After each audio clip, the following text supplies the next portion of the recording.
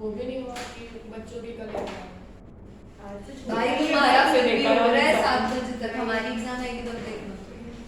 Sir ऐसी chemistry ऐसी नहीं होता है। केमिस्ट्री की एग्जाम 4 बजे तक शुरू किया इन लोगों ने केमिस्ट्री का। हेलो वो बैकअप सच में वो बैकअप बैकअप तो हमारा पेपर में अपने क्वेश्चंस गलत हो रहे हैं। हाँ सच्ची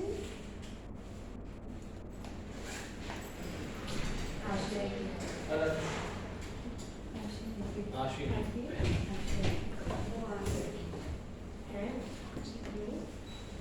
सब उसको जाना है। क्यों?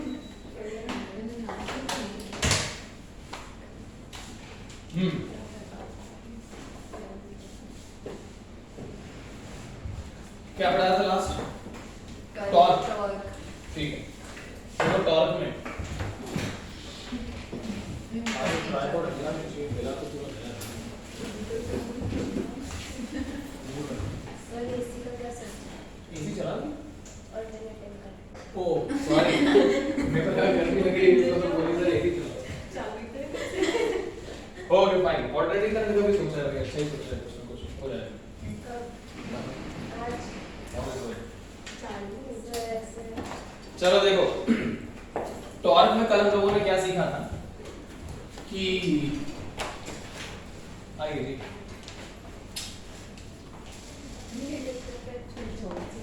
इसको क्या हो रहा है? अंदर का नहीं पढ़ा वो नर्सरी में होता है ऐसा, बच्चा टीचर को देखे नहीं इससे नहीं पढ़ना। ओके चलो देखो, सच में क्या फोन रखने गई है क्या सुबह से? ये ओ पॉइंट है हमारे पास। भाई तुम लोग फिर पे हमला मत रुको। अरे मैं पढ़ा लूं। सर वो लोग को पेज छोड़ना। सर वो नहीं आया उनको रिकॉर्डिंग नहीं मिली ना बेचारों को। अब वो वाला आप डालोगे वो नहीं आया सर हर डालो क्लास में आगे बंद कर दो। हां भाई आशीष सुबह सर बोलते हैं बंदे इसको में से पढ़ना ही नहीं है। अरे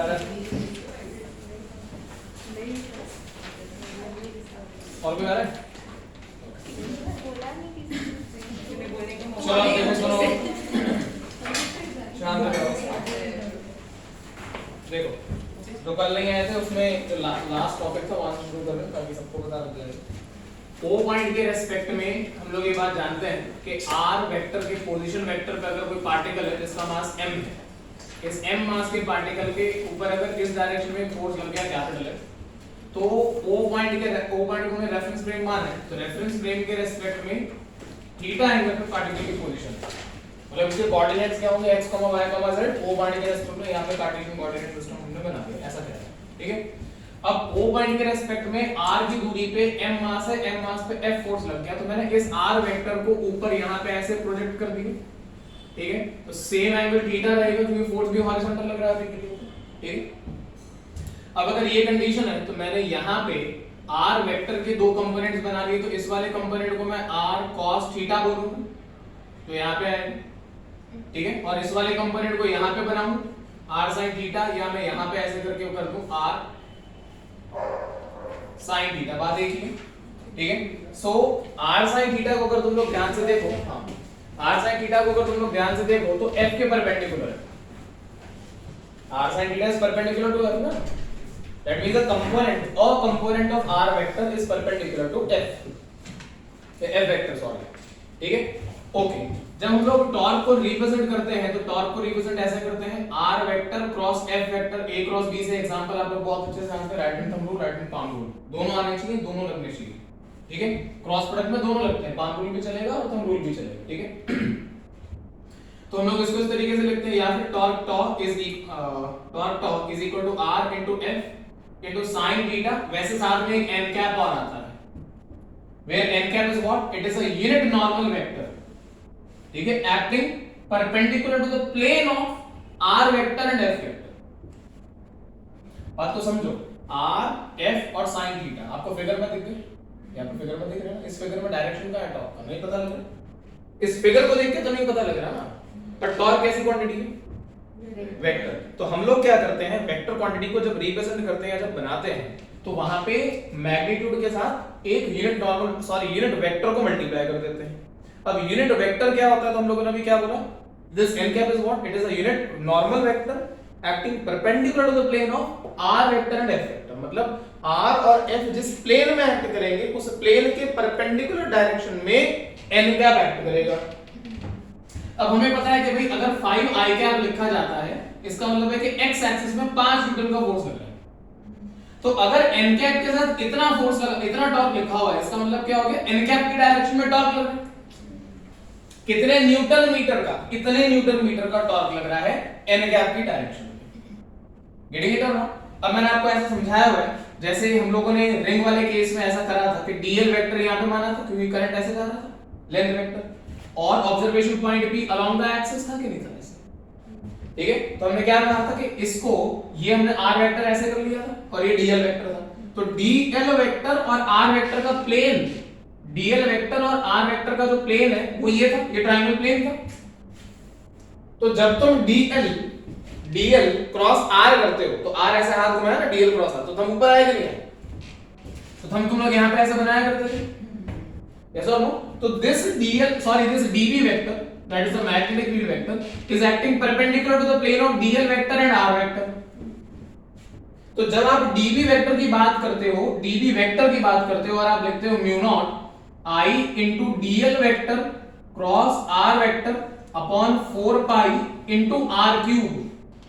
ठीक है, चाहे तो यहां पे भी आप एक n कैप लगा सकते हैं। फिर n cap is what, a unit normal vector acting perpendicular to the plane of dl vector and r vector। Getting this point or not? Okay। दूसरी बात, अब अगर मैं यहां पे आपसे पूछूं कि आप थीटा को क्या मानते हो, तो theta basically r vector and f vector के बीच का एंगल है। थीटा r वेक्टर और f वेक्टर के बीच का एंगल है ना, हाँ कि ना? पर अगर मैं आपसे कहता कि r sin थीटा को कोई एक क्वांटिटी मान लो, से कैपिटल R, तो capital R is also vector quantity which is acting along j cap, हाँ कि ना?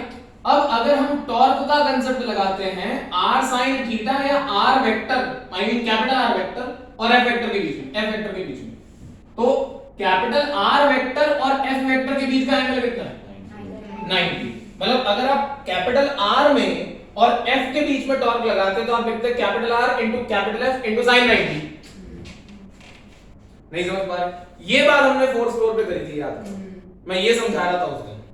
आज मैंने रिप्रेजेंटेशन थोड़ी सी बदली है तो शायद आपको समझ में आएगा मैंने क्या बोला है। क्लियर है? श्योर है? ओके। सो r j कैप हो गया हमारे पास। अब अगर मैं यहां पे टॉर्क टॉ इक्वल टू लिखता हूं r into f into sin 90, that means this 90 is between what, the component of r vector and f vector। one thing is this, from my side this part of discussion is over। इसमें कुछ और add subtract करना तो मेरे को बताओ। now we'll talk about the direction of the torque। Direction of the torque के दो तरीके, r वेक्टर की तरफ राइट हैंड की उंगलियां रखें, f वेक्टर की तरफ घुमा के टॉर्क आगे इनवर्ड्स। ठीक है, तो इस पर्टिकुलर केस में we have torque in a cross direction, torque tau vector in a cross direction. ठीक है, अच्छा दूसरा तरीका क्या है, r sin थीटा की तरफ उंगलियों को रखो, f की तरफ घुमा दो, टॉर्क इज इनसाइड। ठीक है, it is comparatively easier to जज r sin theta and f, it will be comparatively easier to judge r sin theta and f। इस बात का ध्यान रखें। ठीक है, अब एक और चीज सुन लीजिए, इंस्टेड ऑफ दिस एक्सप्लेनेशन अगर मैं ये कर दूं कि O पॉइंट के रेस्पेक्ट में r वेक्टर की दूरी पे m मास है, m मास पे इस डायरेक्शन में फोर्स लग गया और ये हॉरिजॉन्टल लाइन है और ये एंगल थीटा है, हमने r वेक्टर को यहां पे फिर से प्रोजेक्ट करा, ये r वेक्टर था तो ये एंगल फिर से थीटा है। अब मैंने f के दो कंपोनेंट ले लिए, एक ये और एक ऑब्वियसली ये, तो ये मेरे पास f sin थीटा आएगा, तो this is the perpendicular component of the force, उधर f cos थीटा आएगा। अब मैं मल्टीप्लिकेशन को बस घुमा रहा हूं, पहले मैंने r को sin थीटा के साथ मल्टीप्लाई किया था, अब मैं f को sin थीटा के साथ मल्टीप्लाई कर रहा हूं। ठीक है, तो अब मैं क्या कर रहा हूं, मैं कैपिटल F sin थीटा को f परपेंडिकुलर मान रहा हूं, एक मोमेंट के f परपेंडिकुलर को अभी के लिए स्मॉल f मान लो, जस्ट फॉर अंडरस्टैंडिंग। जैसे मैंने वहां पे r sin थीटा को r माना है, मैं वैसे कैपिटल R माना है, वैसे यहां पे स्मॉल f मानना चाहता हूं।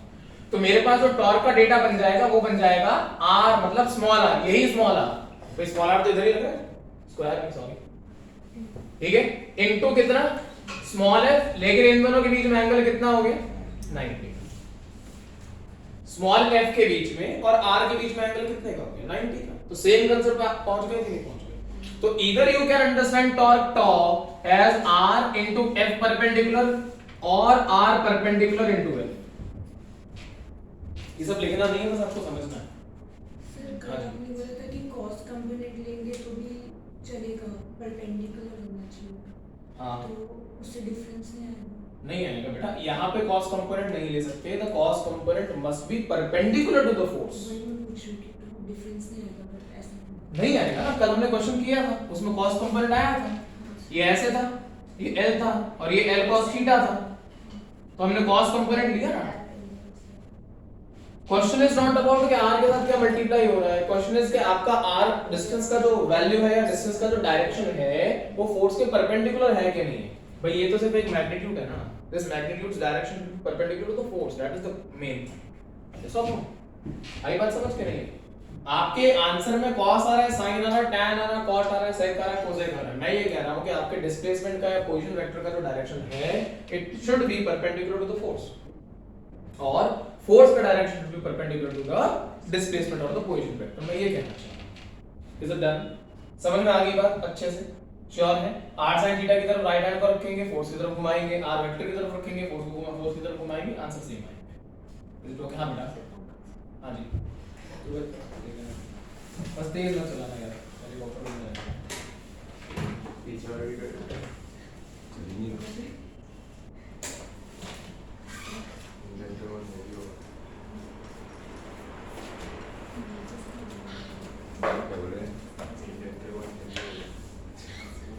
ओके, आगे चलें। इसके बाद हम लोगों ने कल जो क्वेश्चन करे थे उनमें क्या क्या क्वेश्चंस करे थे मैं आपको बता देता हूं, एक बार क्वेश्चन देख लो। अब इसमें इतनी जो मैंने आपको बातें समझाई, इसमें दो ही बातें मेन निकल के आती हैं, एक r into f परपेंडिकुलर, एक r perpendicular into f and the direction obviously, ठीक है। अच्छा, कल जो हमने क्वेश्चंस करे थे उसमें एक क्वेश्चन ये था कि जैसे ये y एक्सिस है, ये जो ये एक x एक्सिस है, एंड ओरिजिन के रिस्पेक्ट में क्वेश्चन में हमारे पास ओरिजिन के रिस्पेक्ट में यहाँ पे ऐसे 37 डिग्री के एंगल पे एक पार्टिकल है, पार्टिकल पे आई गेस इस डायरेक्शन में 10 न्यूटन का फोर्स लग रहा है and the angle is 37, then यहाँ पे ऐसे एक और फोर्स लग रहा है पार्टिकल पे इस डायरेक्शन में and the force is of 20 under root 2 newtons and this angle is given to us as 45 degree, 10 newton हो गया। हां, एंड एक और क्या था, अच्छा यहाँ सामने x एक्सिस पे एक पार्टिकल है and this gap is I guess 10 metres, आप कितना मीटर 10 मीटर, ये गैप कितना 10 मीटर, ओके, ये 5 मीटर्स और फोर्स इधर लग रहा है 10 न्यूटन का, ओके, हॉरिजॉन्टल 37, ठीक है। तो ये pattern of the question JEE के लिए इंपॉर्टेंट है, ध्यान रखें, this pattern is important for JEE, ठीक है। तो हम लोगों को पूछा है कि नेट टॉर्क की वैल्यू कितनी होगी O पॉइंट के रिस्पेक्ट में, नेट टॉर्क निकालना है, अबाउट पॉइंट O निकालना है कितना होगा, ठीक है। सो हम लोगों ने किया क्या था, फोर्स हॉरिजॉन्टल लग रहा है तो हम एक परपेंडिकुलर डिस्टेंस कैलकुलेट कर लेंगे, हमेशा मेरे वर्ड्स याद रखें, अगर फोर्स लगेगा हॉरिजॉन्टल डिस्टेंस लेंगे वर्टिकल, और अगर फोर्स लगेगा वर्टिकल डिस्टेंस लेंगे हॉरिजॉन्टल, फोर्स लगेगा वर्टिकल तो डिस्टेंस लेंगे हॉरिजॉन्टल, हां ठीक है, और अगर फोर्स लगेगा हॉरिजॉन्टल तो डिस्टेंस लेंगे वर्टिकल, वाइस वर्सा कर दे, जो भी एक हॉरिजॉन्टल है तो दूसरे को वर्टिकल लेना है, ठीक है। तो अभी हॉरिजॉन्टल लग रहा है तो कौन सा डिस्टेंस लोगे, वर्टिकल, वर्टिकल का मतलब ये हो गया, ठीक है। तो ये अगर 10 है तो ये कितना होगा 37 के हिसाब से, 53 के हिसाब से, cos 4 हां 10 cos 37, सॉरी sin 37, 53 हो जाएगा, हां cos 53 इसका, तो cos 53 के हिसाब से कितना बन गया 8 cos sin 50 की होगा cos 37, सॉरी sin 53 के हिसाब से कितना बन गया 8, ओके, तो ये 8 आ गया। उसके बाद यहाँ अगर हम लोग बात करते तो वापस से डिस्टेंस, सॉरी फोर्स हमारा हॉरिजॉन्टल तो डिस्टेंस वर्टिकल आएगा, ठीक है, ये डिस्टेंस वर्टिकल आएगा मतलब कितना हो गया 10/√2, हां जी, ओके, तो ये हो गया 10/√2 मीटर्स। उसके बाद यहाँ पे देखो फोर्स एंगल पे, ठीक है, और ये तुम्हारा डिस्टेंस है, तो डिस्टेंस हॉरिजॉन्टल है तो फोर्स वर्टिकल ले लो, आ रही बात समझ में। तो 10 का एक कंपोनेंट तो आएगा 10 sin 37, सॉरी हां sin 37, तो sin 37 का मतलब हो गया 6 न्यूटन का, नहीं है समझ आगे। अब डायरेक्शन वाइज चेक कर लो भाई, ओरिजिन के रिस्पेक्ट में अगर इस पॉइंट पे जाते तो वर्टिकली ऊपर जाता ना r sin थीटा के हिसाब से। अब इधर घुमाते तो काम नहीं चलता, इधर घुमाएंगे तो चलेगा। अब इधर घुमाएंगे मतलब बाहर आया तो हमारे पास 8 × 10 आ गया 80 डॉट में। नहीं आया समझ भाई, 8 में और 10 में तो एंगल 90 है, तो 8 × 10 × sin 90 sin 90 is 1। नहीं आया समझ आगे। अब इसकी अगर मैं बात करता हूं ओरिजिन से मेरे को नीचे जाना पड़ेगा, ऐसे नीचे के साथ इधर, तो r क्रॉस f, तो फिर से बाहर आया कितना है 10√2 × 20√2 सॉरी 10/√2 × 20√2, तो कितना बन गया 200, तो प्लस 200 कर दिया क्योंकि डॉट में है। मैं सारे डॉट को पॉजिटिव मान रहा हूं, क्रॉस को नेगेटिव मान रहा हूं। इसकी अगर बात करता हूं again r cross f again dot आ रहा है तो ऐड कर देते, तो कितना ऐड करेंगे प्लस 6 × 5 will be 30 एंड 30 किसमें तो डॉट में, ठीक है। तो इसको ऐड अप करके कितना बनता था 310 न्यूटन मीटर, वो भी dot. So the complete torque of the system is coming out of this. आगे बात समझ में, जो भी क्रॉस आएगा उसको सब्ट्रैक्ट कर दीजिए, आंसर बन जाएगा, कोई दिक्कत नहीं। Got it? आगे समझ ओके। इसके बाद जो हमने क्वेश्चन करा था वो ऐसा था, जो कल नहीं आया उनको समझ में आ रहा है सर सिस्टम घूमेगा कैसे पूरा? हैं? सिस्टम घूमेगा किस डायरेक्शन में? सिस्टम में अलग-अलग पॉइंट्स दिए हैं, इस पे कोई बॉडी नहीं है। हाथ में अगर जोड़ दूं पूरी बोर्ड्स को, बोल दो कि तीनों मास साथ में घूम रहे हैं अगर, हां तो ऐसे घूमेंगे कैसे घूमेंगे? तेरा हाथ कैसे घूम रहा है ऐसे, तो ये पूरा सिस्टम ऐसे घूमेगा। आपका हाथ जिस डायरेक्शन में घूमता है वो सेंस ऑफ रोटेशन होती है, और टॉर्क जिसके अबाउट जिस डायरेक्शन में लगता है वो एक्सिस ऑफ रोटेशन होती है। तो ये एक्सिस ऑफ रोटेशन है तो ये ऐसे घूम जाएगा ना सिस्टम, और क्योंकि अभी हाथ ऐसे घूम रहा है, अगर ऐसे घूमेगा तो क्लॉकवाइज घूम जाएगा। आगे समझ okay. Torque will always act along the axis of rotation, ये भी मैंने बात करी थी, torque will always act along the axis of rotation, ठीक है ओके। तो नेक्स्ट एग्जांपल हमारे पास ऐसा था कि ग्राउंड से हमने किसी हाइट h पे, ग्राउंड से किसी रैंडम हाइट h पे हमने एक बॉडी को ड्रॉप करा था जिसका मास m है, ठीक है। और पूछा गया था कि t टाइम के बाद जो है क्या पूछा था, t टाइम के बाद टॉर्क कितना लग रहा है। हां, तो t टाइम बीतते हुए हमने मान लिया कि after t seconds have pass the body is at point b। a point पे थी आपने और रिलीज करा है बॉडी को, so the initial velocity of the body will be 0। So b point पे है बॉडी, तो पूछा है कि b पॉइंट पे टॉर्क कितना लगेगा, टॉर्क आफ्टर टाइम t, ठीक है। लेकिन किसके रेस्पेक्ट में निकालना है, तो यहाँ पे एक पॉइंट o है which is eight a gap of d और a perpendicular gap of d from this line, ठीक है। तो टॉर्क की वैल्यू अबाउट पॉइंट o कितनी लगेगी आफ्टर टाइम t, ये पूछा, ठीक है। आंसर कितना आएगा सिर्फ mgd, torque about point o will be equal to only mgd, constant आएगा। क्यों आएगा, क्योंकि आपका फोर्स या वेट भाई बॉडी अपने नीचे क्यों आ रही है, किस फोर्स की वजह से आ रही है, mg फोर्स की वजह से आ रही है। And distance d is perpendicular, force लग रहा है वर्टिकल, डिस्टेंस देंगे हॉरिजॉन्टल, डिस्टेंस हॉरिजॉन्टल d के बराबर mg d खत्म, ठीक है। हां बाहर वहां बाहर है, नहीं सॉरी क्या है, ऊपर कैसे यूं आएगा, अंदर आएगा, नीचे अरे r क्रॉस f तो अंदर आएगा, ठीक है। टॉर्क इज इनवर्स क्रॉस में, ठीक है। टॉर्क की यूनिट पता है न्यूटन मीटर, तो ये हो गया। इसके बाद हमने एक और एग्जांपल किया था। एग्जांपल ऐसा था कि ये y एक्सिस है, ये x एक्सिस है, ओरिजिन है, ओरिजिन के रिस्पेक्ट में हमने इस डायरेक्शन में v0 वेलोसिटी से एक बॉडी को प्रोजेक्टाइल मोशन दिया है ऐसे, और थीटा एंगल पे हम लोगों ने प्रोजेक्ट करा, तो t टाइम के बाद टॉर्क कितना लगेगा, आई गेस ऐसा ही क्वेश्चन था। increase होगा decrease। अच्छा, टॉर्क इंक्रीज जैसे जैसे बॉडी आगे बढ़ती रहेगी वैसे वैसे टॉर्क जो है वो इंक्रीज होएगा, डिक्रीज होएगा, इंक्रीज होके डिक्रीज होएगा, डिक्रीज होके इंक्रीज होएगा, increases then decreases, decreases then increases, always decreases for the options, ठीक है। क्वेश्चन क्या है, a projectile has been fired with a velocity of v0 at an angle of theta with the horizontal, then as the body moves forward what will happen to the torque, increases always, decreases always, increases then decreases then increases, ऐसा option, ठीक है। सो अगर body यहाँ पे होती तो body के ऊपर ये एंगल थीटा यहाँ पे लिखते थे, बॉडी के ऊपर वेट mg इधर लगता, नीचे के डायरेक्शन में मैं लिख नहीं रहा हूँ बस समझ लो, ठीक है। फिर बॉडी यहाँ पे होती तो वेट mg इधर लगता, बॉडी यहाँ होती वेट mg इधर लगता, बॉडी यहाँ होती वेट mg ऐसे ऐसे, और इस तरीके से हम लोगों ने प्रोजेक्टाइल मोशन में सेम डायग्राम बनाया था, ठीक है। अब यहाँ पे अगर बॉडी है तो r वेक्टर इतना होता, तो r sin थीटा ये होता, तो सॉरी r sin थीटा ये होता, r sin थीटा से मेरा मतलब है परपेंडिकुलर डिस्टेंस ये होता, सॉरी r cos होएगा लेकिन परपेंडिकुलर डिस्टेंस इतना होता, आगे ना। एंड अगर बॉडी यहाँ पे होती तो परपेंडिकुलर डिस्टेंस इतना होता, बॉडी जब यहाँ पे होगी तो परपेंडिकुलर डिस्टेंस इतना होगी, तो जैसे जैसे बॉडी आगे बढ़ती जा रही परपेंडिकुलर डिस्टेंस तो बढ़ते जा रहा है, ठीक है। And what we know torque tau is equal to r into f into sin theta, तो हर बार क्या हो रहा है आपका r sin थीटा का वैल्यू इंक्रीज होता जा रहा है, तो torque will keep on increasing always, ठीक है, हमेशा बढ़ता रहेगा। नहीं समझ में आया तो मना करें, आ गया है तो वेल एंड गुड, बोले क्या करना, ठीक है। इसके बाद हमने एक और कोई क्वेश्चन भी करा था 24 न्यूटन मीटर समथिंग कुछ तो था, है ना? वो यही था। नहीं Very हाँ प्रोजेक्टाइल का था, यस यहाँ पे करेक्ट। पॉइंट दिया था और एंगल हाँ कितना एंगल है बोलो? 50 53। तो हमने ओरिजिन के रेस्पेक्ट में एक बॉडी को फायर करा 10 मीटर्स पर सेकंड पे और 53 डिग्री के एंगल पे हमने फायर किया हुआ है बॉडी को, ठीक है। तो t सेकंड्स के बाद टॉर्क कितना लगेगा, ऐसा क्वेश्चन है। सो हाईएस्ट पॉइंट पे कितना, ओके। तो दो क्वेश्चंस है हमारे पास पे। क्वेश्चन में पूछा है कि टॉर्क पूछा है और आफ्टर t सेकंड्स कितना टॉर्क लगेगा हम लोगों से, ये क्वेश्चन पूछा है, ठीक है।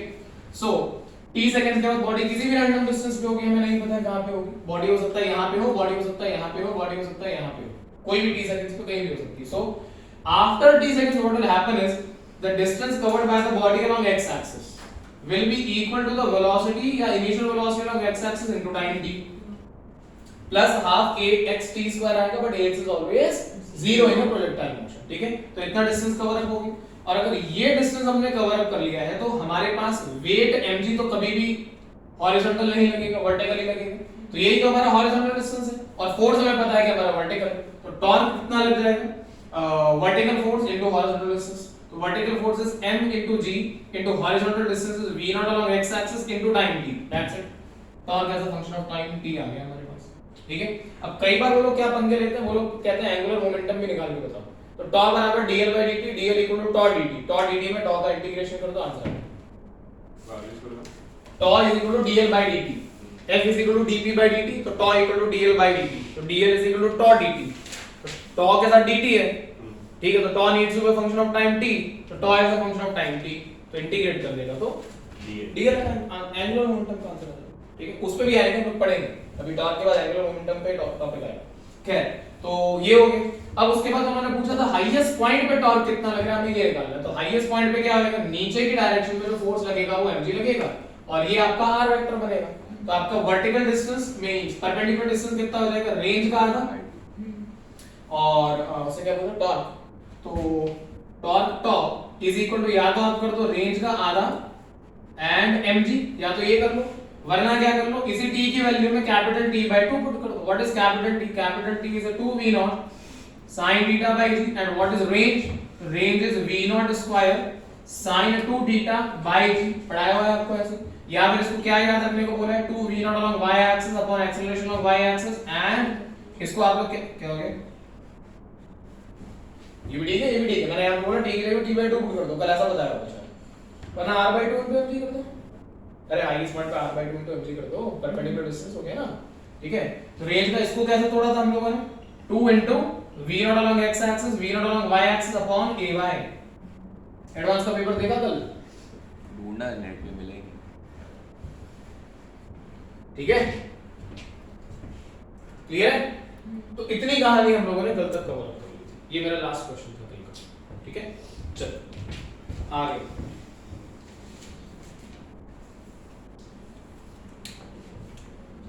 बैठा दो इसको, लिख लेना चाहो तो बाद में रिकॉर्डिंग से।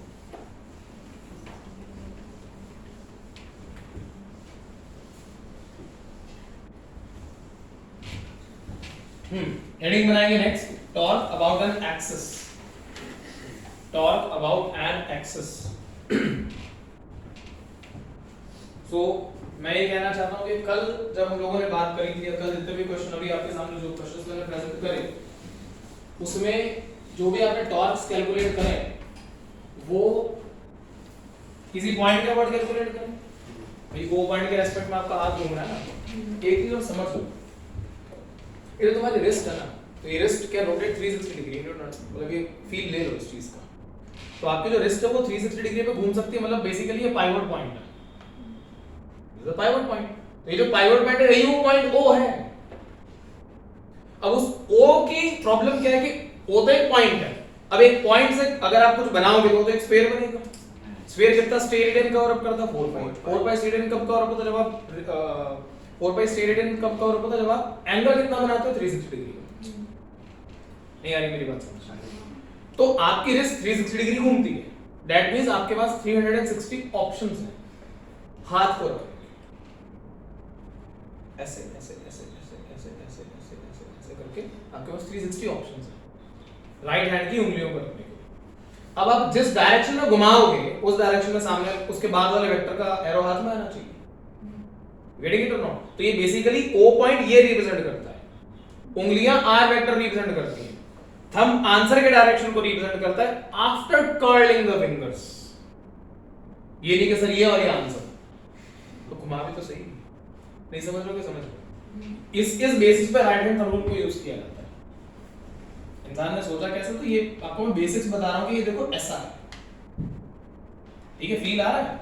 मतलब दीस थिंग्स आर कि भाई कोई इंसान जिसने बनाया है राइट हैंड थंब रूल मान लो, वो ये चल रहा है उसके दिमाग में कि मैं क्या करूं ऐसा कि यहीं पे मेरे को मिल जाए सारी चीजें, ठीक है? तो जब आप चीजों के बारे में सोचते हैं तो उसको ऐसे सोचिए कि क्या करूं कि वो आपके अंदर हमेशा रह जाए। कुछ ऐसा सोचो, उस तरीके से सोच लो तो तुम्हें कभी कुछ बोलने की जरूरत ही नहीं है। आप कहीं भी तुमसे क्रॉस प्रोडक्ट पूछे, दुनिया में कोई भी क्रॉस प्रोडक्ट हो, लगा दो सीधा उसके हाथ में। ये सोच होनी चाहिए, मैं ऐसा कहना चाहता हूं। क्या हेडिंग बनाएंगे next? Torque about an axis. इसमें लिखें a body will rotate about an axis.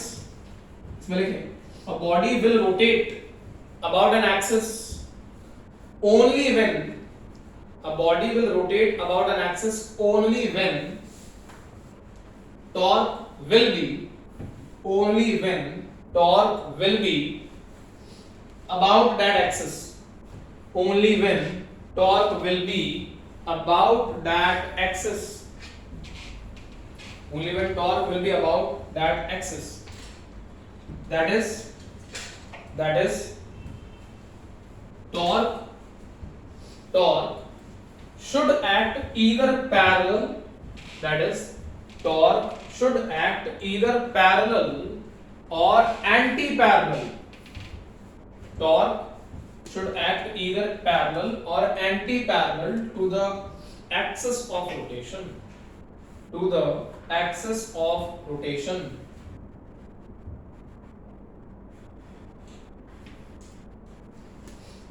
नया वर्ड बना के लिखो torque about an axis of rotation, torque about an axis of rotation is not simply r cross f. Torque about an axis of rotation या about an axis is not simply r vector cross f vector. r vector cross f vector को bracket में लिखिए, ठीक है? उसके बाद वो लगाओ semicolon. It is the component of r vector cross f vector. It is the component of r vector cross f vector which is parallel to the axis of rotation. It is the component of r vector cross f vector which is parallel to the axis of rotation. इसको बहुत ठंडे दिमाग से पढ़ना. Parallel to axis of rotation. Yes, component of r vector cross f vector which is parallel to the axis of rotation.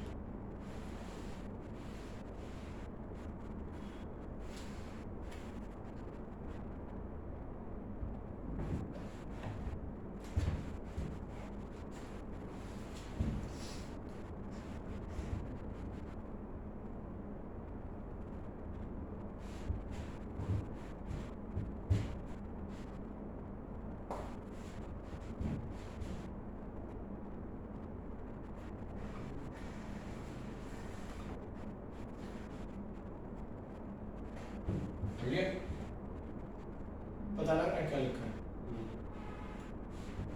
क्या पता लगा? जब कोई एक बॉडी है उसमें ऐसे फोर्स लगा कि टॉर्क इधर को आ रहा है क्रॉस कर रहा है, पर इसका ये कंपोनेंट ही गिनाएगा उसके रोटेशन में. वापस बोल. अगर ये एक्सिस है मैंने ऐसे कोई फोर्स लगाया इसलिए टॉर्क एंगल ऐसे से आ रहा है। टेढ़ा फोर्स लगा है। हाँ, तो टॉर्क ऐसे आ रहा है, तो उसका पर ये टॉर्क का ये कंपोनेंट ही उसको रोटेट करवाएगा।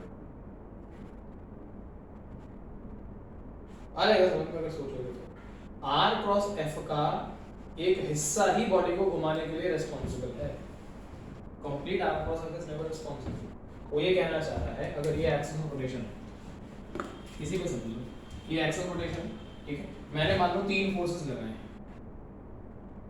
ये फोर्स नंबर 1 है, इसको नाम दे दिया, मतलब ये 2 है, और ये तीसरा फोर्स, तीनों की वैल्यू सेम है, 3 फोर्सेस है, और दरवाजे की जो लेंथ है वो हमारे पास L है, ठीक है। चलो इसमें आर का वो करते हैं, आर क्रॉस एफ का वो बनाते हैं टेबल।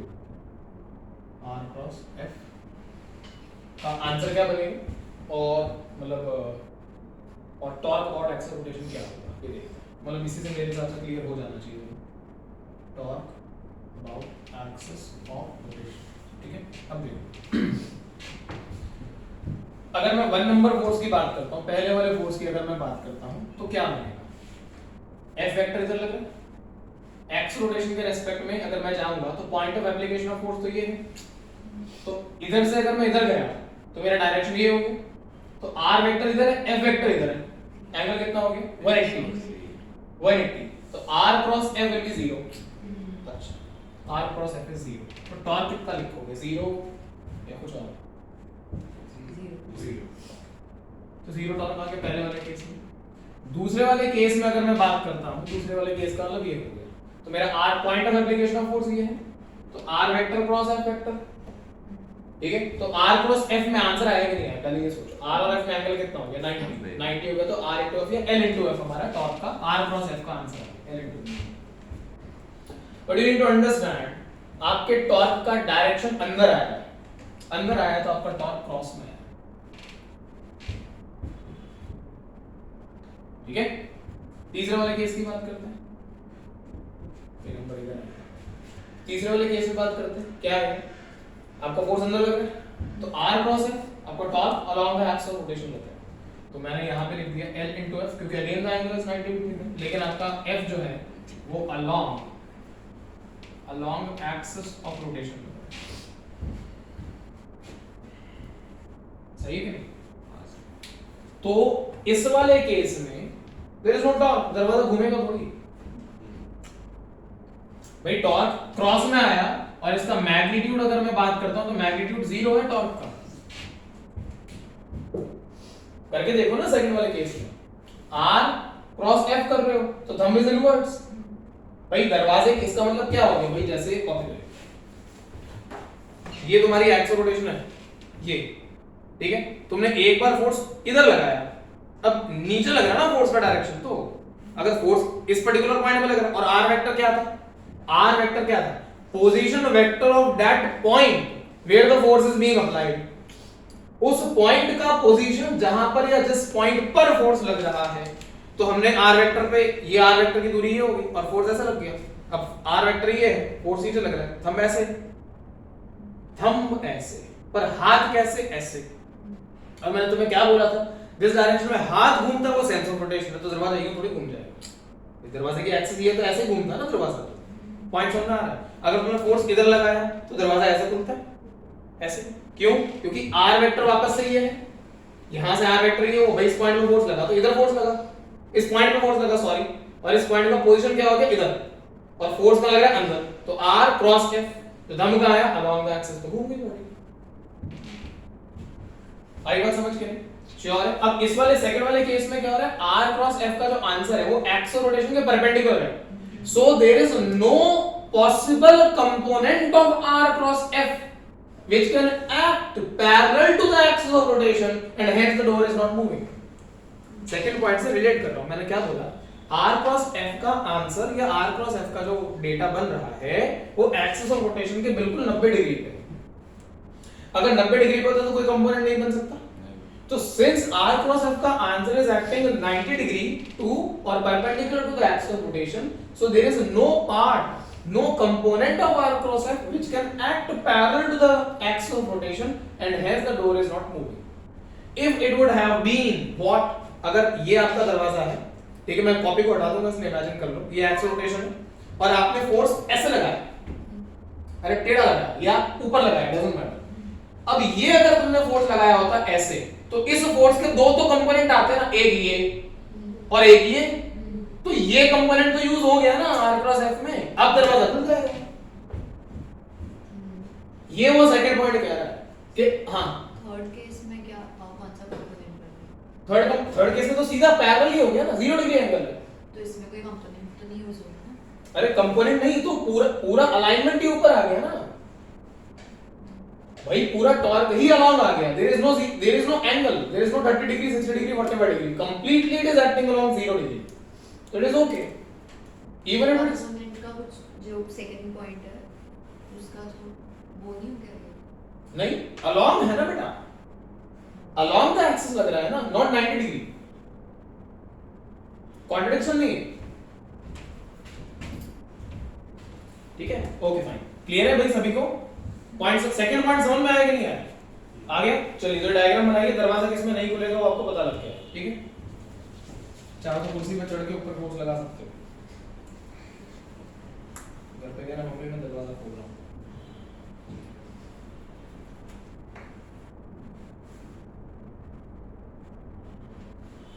आर वेक्टर का ध्यान रखें, आर वेक्टर क्या होता है? आर वेक्टर उस पॉइंट का पोजीशन वेक्टर है जिस पॉइंट पर फोर्स लगता है। ये पॉइंट इंपॉर्टेंट है।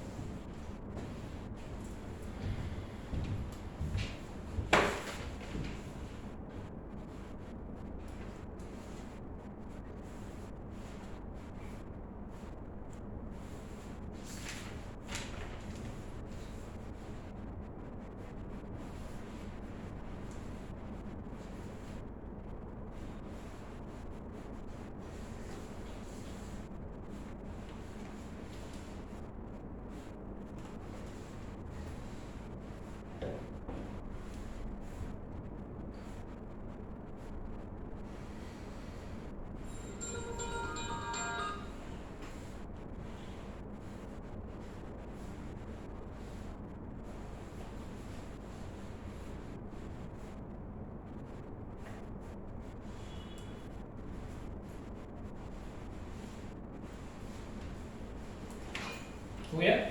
ओके, एक और सब हेडिंग बनाएंगे, discussion on equilibrium. Discussion on equilibrium. चलिए, अब इक्विलिब्रियम का मतलब समझिए क्या है।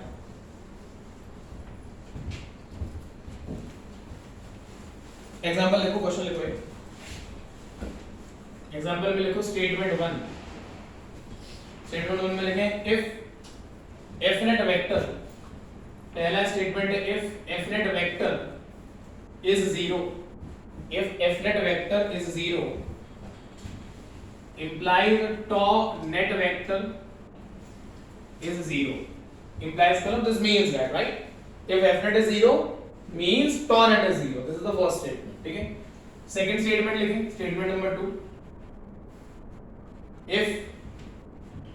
if tau net is 0, if tau net vector is 0 implies f net vector is 0, if tau net vector is 0 implies f net vector is 0।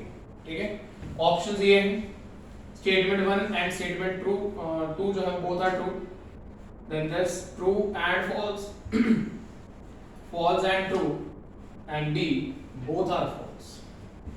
Option 2 B DF। ठीक है, कैसे? पहला वाले स्टेटमेंट में अगर मैं f0 कर रहा हूँ तो मेरा tau is r cross f, तो f0 है तो tau 0 हो जाएगा, बट if t is 0 तो मेरा r भी 0 हो सकता है, f भी 0 हो सकता है। Anything else? मेरे सेकंड केस में हुआ, सेकंड? मेरा सेकंड केस में हुआ, वही तो हो रहा है कि टॉर्क लग रहा है पर मैग्नेट फोर्स लग रहा है पर मैग्नीट्यूड 0 है। अगर t r क्रॉस f है DF। तो फर्स्ट करेक्ट है। चलो देखो,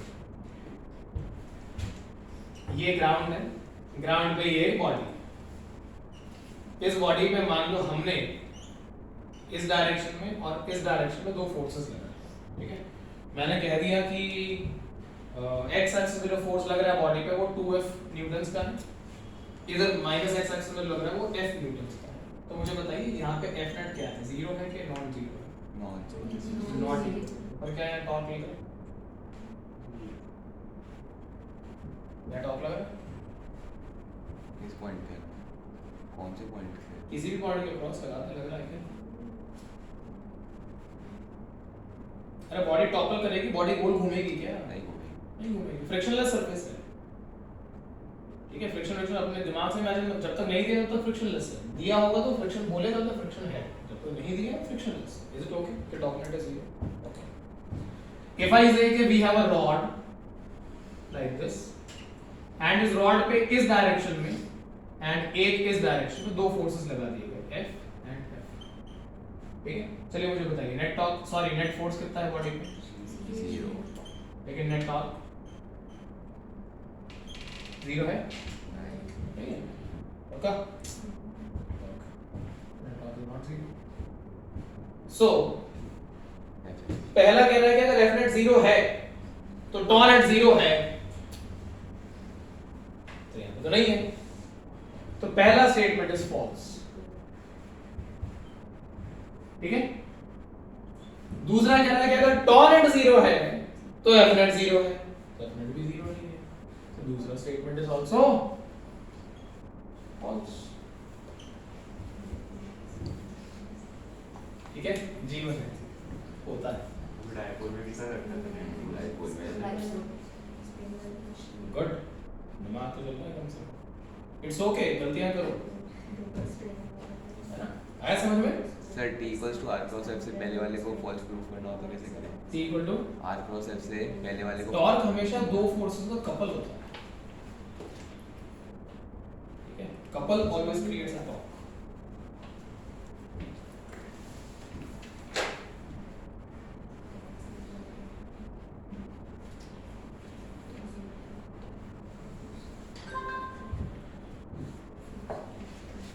हो गया? अब एक और चीज देखो, अभी सुनो, एक क्वेश्चन के थ्रू तुम्हें और मैं एक चीज समझाता हूं पहले, उसके बाद हम एक रिजल्ट ड्रॉ करते हैं। ये हमारे पास एक रॉड है, इसको अच्छे समझना, पॉइंट को अच्छे समझना, अंडरस्टैंडिंग पॉइंट ऑफ व्यू से ये एक अच्छी चीज है। हमारे पास 4-5 पॉइंट्स हैं, समझ में आ रही है ना बातें सारी? ठीक है, 4-5 पॉइंट्स हैं A B, सेंटर पे हमने एक पॉइंट माना है C, थोड़ा सा ऊपर किसी रैंडम डिस्टेंस पे भी है वो पॉइंट D, और बाहर यहाँ पे भी है अनदर पॉइंट E। 5 पॉइंट्स हैं। अगर तुम पांचों पॉइंट्स को ध्यान से देखो तो मैंने दो कोने पे लिए, एक सेंटर पे लिया, एक रैंडम पे लिया, एक बॉडी के बाहर लिया, तो there is no other point which is left in this question. ठीक है, अब अगर मैं आपसे कह दूं कि मैंने टॉप पे इस डायरेक्शन में एक फोर्स लगा दी, फोर्स की वैल्यू कैपिटल F मान ली थी, बॉटम पे भी इस डायरेक्शन में एक फोर्स लगा दी, फोर्स की वैल्यू कैपिटल F मान ली थी, will be calculating the torque about point A B C D E। तो अगर मैं आपसे पूछता हूं कि अगर हम लोगों ने टॉर्क लगाया A पॉइंट के रेस्पेक्ट में, मतलब A point is our reference point, जैसे O पॉइंट था वैसे A पॉइंट हमारा रेफरेंस है। तो अगर मैं आपसे पूछूं कि what is the torque with respect to point A, तो you need to understand the torque created by this force will be 0 because the distance is 0। तो यहाँ sin थीटा की वैल्यू 0 होगी ना। अगर तुम दरवाजे की हिंज पे जाके फोर्स लगाओगे तो दरवाजा खुलता थोड़ी ना, ठीक है, बिकॉज़ r वेक्टर इज 0। ठीक है, बट यहाँ पे तो है। तो ये जो लेंथ ऑफ द रॉड है ये मान लीजिए आपके पास L के बराबर है। L मत मानो 2L मान लो, वो अच्छा है। 2L क्यों? क्योंकि वो सेंटर से हम जब कैलकुलेट करेंगे तो L आ जाएगा काइंड ऑफ। अरे ये L और L हो जाएगा, ऐसा बोल रहा हूं। ठीक है, तो हमारे पास इस वक्त टॉर्क का वैल्यू कितना आ गया? Twice of L into F। ठीक है, और अगर मैं A पॉइंट के रिस्पेक्ट में कर रहा हूं तो मेरा R वेक्टर नीचे, F वेक्टर इधर, तो मेरा टॉर्क क्रॉस में। ऑब्जर्वेशन से ध्यान से समझिए। ठीक है, अगर मैं torque about point B calculate करना चाहता हूं तो B पॉइंट के रेस्पेक्ट में इस वाले फोर्स का टॉर्क 0 हो जाएगा, इस वाले का आना शुरू हो जाएगा, इस वाले का आएगा तो R cross F, again the torque is inverse and the magnitude is 2L into F।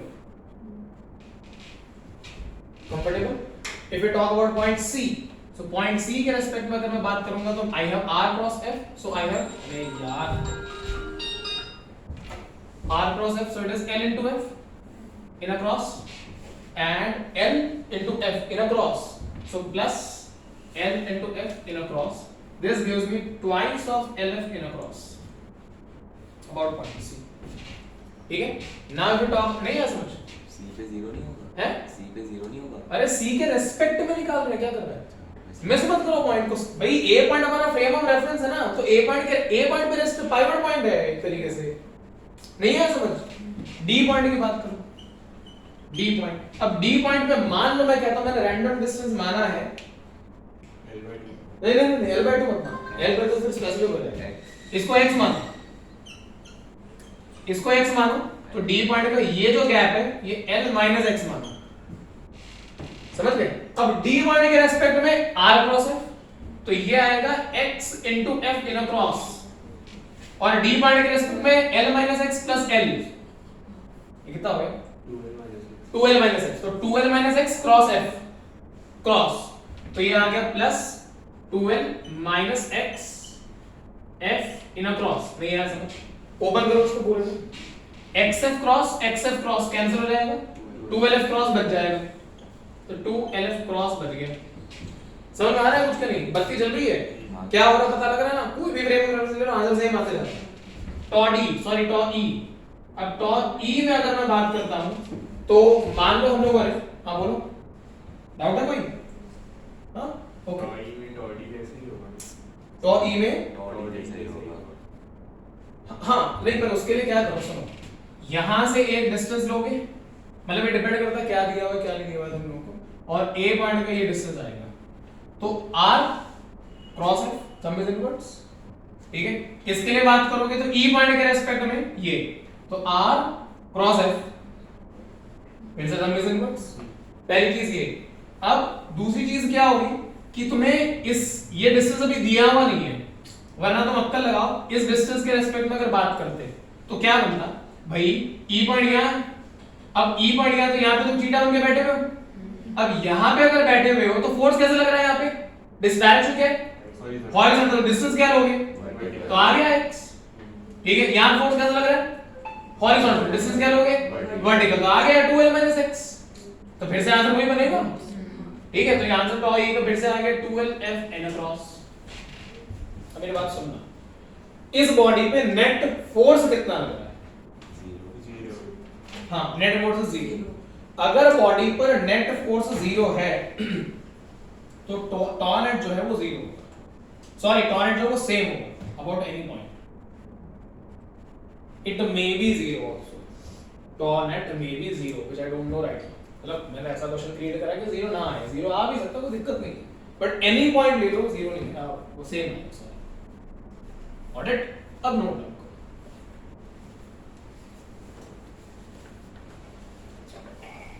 ऊपर ले लेते तो भी कुछ फर्क नहीं पड़ता, तेरी जहां मर्जी ले, हाँ वापस वो x कैंसिल हो जाएगा। पर ये जो मैंने बात करी है आपके सामने ये वैलिड कब है, only when f net is 0, इसलिए कवर बनेगा है हाँ इसलिए कपल बने।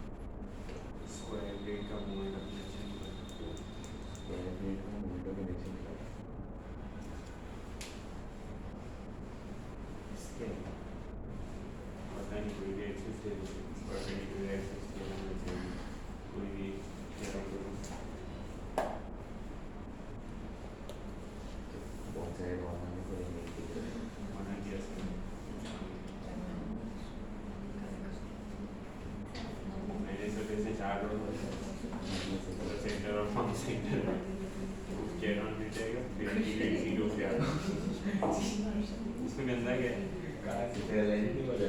0 से I by 2 तो नीचे भी रॉड दिखाई तो मजा नहीं है ऐसा नहीं फिर मैंने ज़्यादा जो बचेगा उसका ऐड हो जाएगा सर्कल की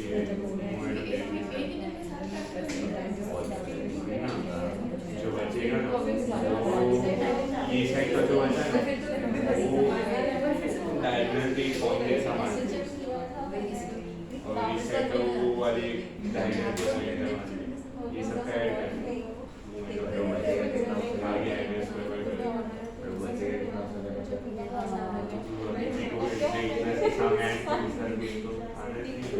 सर्कल काटा तो प्रॉब्लम क्या है ये जो बचा उसका मास तो इसका मास सिग्मा नहीं लेना पूरे इसका मास क्या है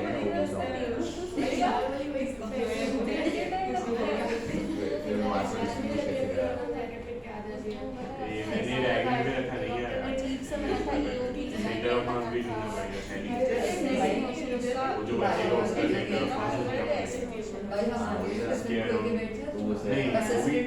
इसको कैसा टाइप ऑफ मीटिंग है नाम में और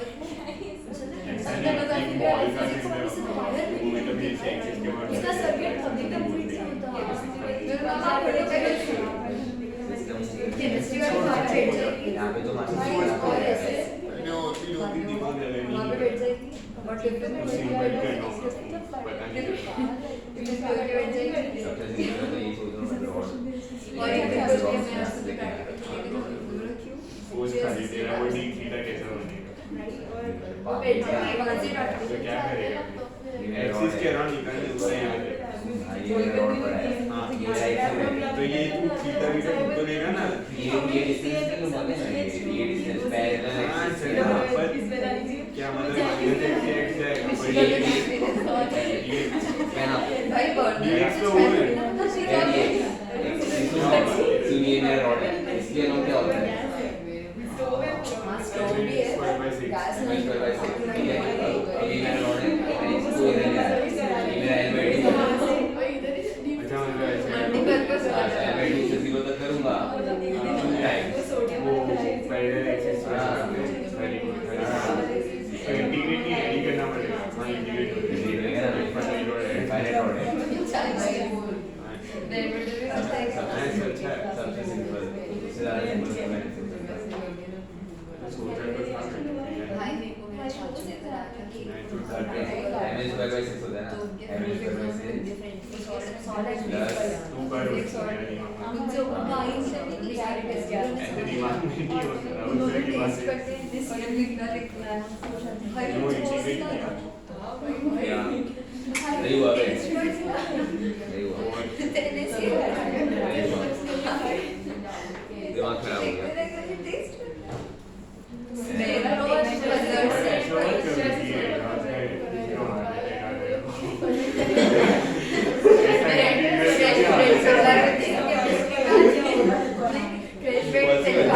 वो लाया मैथ्स की वजह से है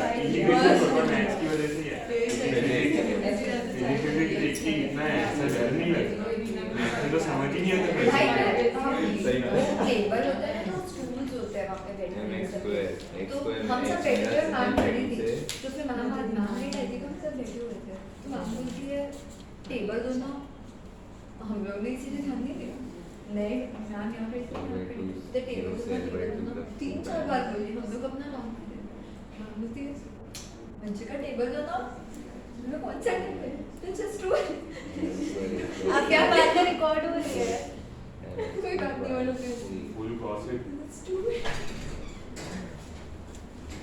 जीरो से एलवेट 2 तो 0 डालो 0 0 बाय 2 डालेंगे हो गया चलो लिखो एक और if a body is in equilibrium नहीं point if a body is in equilibrium then अगर कोई भी बॉडी इक्विलिब्रियम में है तो क्या होगा, बॉडी पे लगने वाला जो नेट फोर्स है, then F net vector is equal to 0, then F net vector is equal to 0, मतलब कोई सी भी एक्सिस हो, x हो, y हो, z हो, तीनों में ये चीज लागू होगी, and tau net vector is 0 about all points, is 0 about all points, tau net vector is 0 about all points ना। तो मैंने इसको बॉडी को इक्विलिब्रियम में थोड़ी ना बोला, अगर बॉडी इक्विलिब्रियम में है तो टॉर्नेट 0 होना चाहिए, रोटेट भी नहीं करेगी।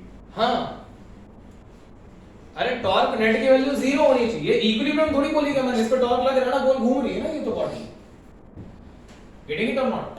दूसरी बात मैंने आपको क्या बोला, एफ नेट इज 0, तो सारे पॉइंट्स के बाद टॉर्क सेम आता है, and that torque may be 0। If F net is 0 then torque net may be 0, that means अगर टॉर्नेट मे बी 0 वाली कंडीशन में 0 है तो बॉडी इक्विलिब्रियम में है, और अगर टॉर्नेट 0 नहीं है पर एफ नेट 0 है तो बॉडी रोटेट कर रही है। और एक और क्या बात बताई, अगर किसी भी कंडीशन में एफ नेट 0 होता है तो आप किसी भी पॉइंट के अबाउट टॉ निकालिए, सेम आएगा। अगर एफ नेट 0 है तो आप किसी भी पॉइंट के अबाउट टॉ निकालिए, सेम आएगा। तो अगर किसी एक पॉइंट के अबाउट 0 आ गया तो सारे पॉइंट के अबाउट 0 आएगा। अब यही रीजनिंग असर्शंस बनते हैं। भाई मैंने क्या बोले, 2-3 पॉइंट्स बोल दिए, ये 0 तो ये 0 अबाउट ऑल द पॉइंट्स, तो इक्विलिब्रियम में है। अगर वहां बॉडी इज इन इक्विलिब्रियम, अब इक्विलिब्रियम नहीं है तो क्या होएगा, एफ नेट 0 होगा पर टॉर्नेट 0 नहीं होगा। अगर एफ नेट 0 है तो हर पॉइंट के अबाउट टॉ नेट सेम होगा। अब सेम होने का मतलब 0 भी हो सकता है, पर अगर 0 हुआ तो इक्विलिब्रियम होगा, 0 नहीं हुआ तो इक्विलिब्रियम नहीं होगा। ठीक है, ओके फाइन। तो ये पॉइंट आ गया हमारा, है ओके ठीक है। सब लिखो, क्वेश्चन लिखो। A rod is placed on a horizontal plane. A rod is placed on a horizontal plane. Full stop. Find out the magnitude. Find out the magnitude, comma direction. Find out the magnitude, comma direction. Magnitude, comma direction, and position of the third force, and position of the third force such that the body is in equilibrium, of the third force such that the body is in equilibrium. Question का diagram ये है, एक rod है और इसको आपने horizontal plane में रखा है ऐसे। रॉड की जो लेंथ है ये मान लीजिए आपको 10 मीटर्स के बराबर दी हुई है, the length of the rod is 10 meters and two forces are acting on the rod। इस 10 मीटर को बाद में बनाते हैं, ऊपर बना देते हैं। Two forces are acting on the rod, one is this and another one is this, ऐसे। तो एक फोर्स लग रहा है 10 न्यूटन का at an angle of 37 degree with the horizontal, एक फोर्स लग रहा है 10 न्यूटन का along the vertical। तो क्वेश्चन इसके तीसरा फोर्स बॉडी पर कहां लगाया जाए, कितना लगाया जाए और किस डायरेक्शन में लगाया जाए कि रॉड इक्विलिब्रियम में आ जाए। हाँ कर लो, हॉरिजॉन्टल प्लेन में रॉड।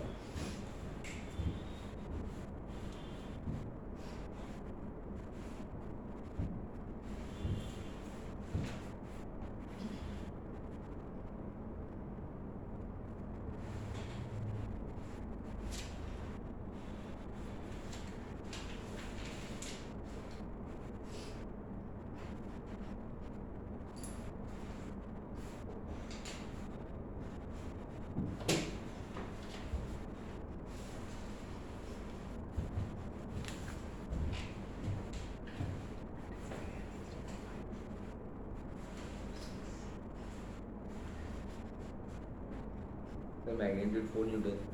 मैग्नीट्यूड 4 न्यूटन नहीं 4 न्यूटन एक minute direction in upper direction.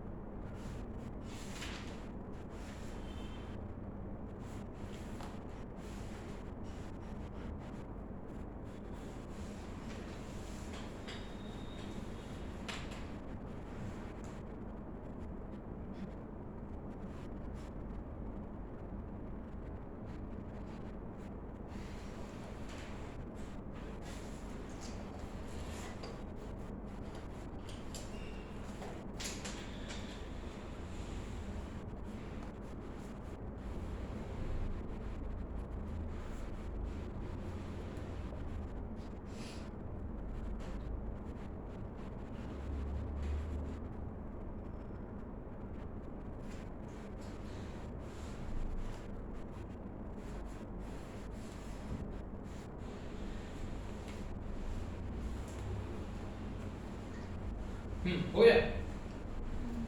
क्या रहा आंसर बताओ? 4 Newton upper direction. 4 Newton and direction of force.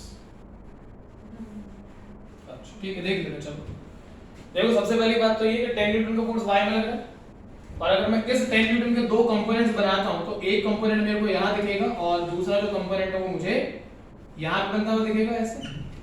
अब ये एंगल 37 है, तो ये एंगल 37 हो गया, तो ये कंपोनेंट मेरा आ गया 10 cos 37। What is cos 37? 4/5 मतलब 8 न्यूटन का फोर्स इधर लग गया, ठीक है। एंड 10 sin 37 मतलब 6 न्यूटन का फोर्स ऊपर लग गया, तो टोटल 16 न्यूटन का फोर्स y में लग रहा है। अब अगर रॉड को इक्विलिब्रियम में लाना है, मतलब तुम्हें क्या करना है, summation of all the forces along x 0 करने पड़ेंगे, summation of all the force along y 0 करने पड़ेंगे। z में तो कोई है नहीं तो हम लोग नहीं मार्क करेंगे, ठीक है। अब इसका मीनिंग क्या हो गया कि इस 10 मीटर की रॉड पे मान लो मैंने यहां पे ऐसे वर्टिकली डाउनवर्ड 16 न्यूटन का फोर्स लगा दिया, तो y एक्सिस के फोर्सेस बैलेंस हो गए, ठीक है। मैंने यहां से इस वाले एंड से x मीटर की दूरी पे लगाया, तो ये ऑब्वियसली बात है 10 माइनस x मीटर की दूरी रहेगी हमारी। अब x एक्सिस में 8 न्यूटन का फोर्स लग रहा है, इसका मतलब माइनस x एक्सिस में, सॉरी, इसका मतलब क्या हो गया, इस पर्टिकुलर पॉइंट पे मैं इस डायरेक्शन में 8 न्यूटन का फोर्स लगा दूंगा ताकि मेरा x एक्सिस का फोर्स भी 0 हो जाए। भाई आपको इक्विलिब्रियम में लाना है ना, तो इक्विलिब्रियम की कंडीशन क्या बताई मैंने आपको, नेट फोर्स 0 करना पड़ेगा, नहीं करना पड़ेगा, तो नेट फोर्स 0 हो गया अभी। अब नेट टॉर्क की बात चलेगी। अब नेट फोर्स 0 है तो नेट टॉर्क किसी भी पॉइंट के बाद निकालो सेम आता है। अगर नेट फोर्स 0 होता है तो नेट टॉर्क किसी भी पॉइंट के बाद निकालो सेम आता है। नहीं आ रही बात समझ में मेरी? यस और नो? तो अगर ऐसा है तो मैंने एक पॉइंट यहां पे ले लिया, इसको पाइवट पॉइंट मान लिया, ये पॉइंट मेरा ए हो गया। तो मैंने बोला कि अगर net force is 0 then net torque is 0 about any point या ऑल पॉइंट्स। तो ए पॉइंट के रेस्पेक्ट में अगर मैं टॉर्क निकालता हूं तो क्या आंसर बनेगा बताओ? ए पॉइंट के रेस्पेक्ट में अगर मैं टॉर्क निकालता हूं तो क्या आंसर बनेगा? 100 न्यूटन है 10 into 10 माइनस वो भी करेगा ना 6 वाला। वो 60 लगा दी उसके बाद। अरे ऐसे नहीं चलता। क्या क्या 16 लगा दे, क्या निकाल क्या रहा? पहले मेरे को तो क्या निकालने को बोला नेट था? Torque around it. मैंने क्या नेट टॉर्क निकालने को बोला है? About it. मैं नेट टॉर्क निकालने को क्यों बोलूंगा? मैंने नहीं बोला। नेट टॉर्क अबाउट ए तो है ही 0। क्वेश्चन कह रहा है क्या कर रहे हो? क्वेश्चन कह रहा है इक्विलिब्रियम बॉडी को रखना है, तो अगर बॉडी इक्विलिब्रियम में है तो नेट फोर्स और नेट टॉर्क तो 0 झक मार के हैं।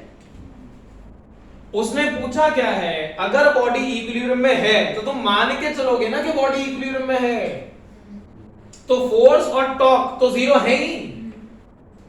उसने बोला अगर बॉडी इक्विलिब्रियम में है तो बताओ कि तीसरा फोर्स कहां लगाएं, कितना लगाएं, किस डायरेक्शन में लगाएं कि इक्विलिब्रियम मेंटेन रहे। तो जब तुम नेट टॉर्क को जीरो करोगे तो तुम्हें पता लगेगा ये x कितना है। अगर a पॉइंट के रेस्पेक्ट में बात कर रहे हो तो मुझे बताओ इस 10 न्यूटन की दूरी x से a पॉइंट से कितनी है? 0। अरे a पॉइंट पर ही फोर्स लग गया ना, रॉड पतली मान लो भाई, तो 0 हो गया। अच्छा भी, उसके बाद अगर मैं टॉर्क अबाउट पॉइंट a की बात कर रहा हूं तो मैंने लिखा इस वाले के लिए r क्रॉस f, ठीक है। तो r क्रॉस f का मतलब आ गया 100 न्यूटन मीटर और इनवर्स आ गया, ठीक है। तो इनवर्स आ गया तो मैंने क्रॉस में लिख दिया अभी के लिए प्लस। अब क्या हो गया, इस वाले की बात करूंगा, इस पॉइंट से अगर इस पर्टिकुलर पॉइंट पे टॉर्क फोर्स लग रहा है 8 न्यूटन का, तो 8 का तो कोई फोर्स नहीं, कोई टॉर्क नहीं बनेगा। अरे एंगल 180 हो गया प्लीज यार। इस वाले के लिए बात करूंगा तो r क्रॉस f बाहर आया डॉट में, डॉट में आया तो मैंने इसको लिख दिया प्लस कितना 16 न्यूटन इनटू 10 माइनस x, तो 16 इनटू 10 माइनस x, ये डॉट में है, डॉट में है मतलब नेगेटिव है, एक पॉजिटिव एक नेगेटिव है कुल मिला के, पर टॉ a का आंसर तो 0 है। आ रहा है समझ में कि नहीं?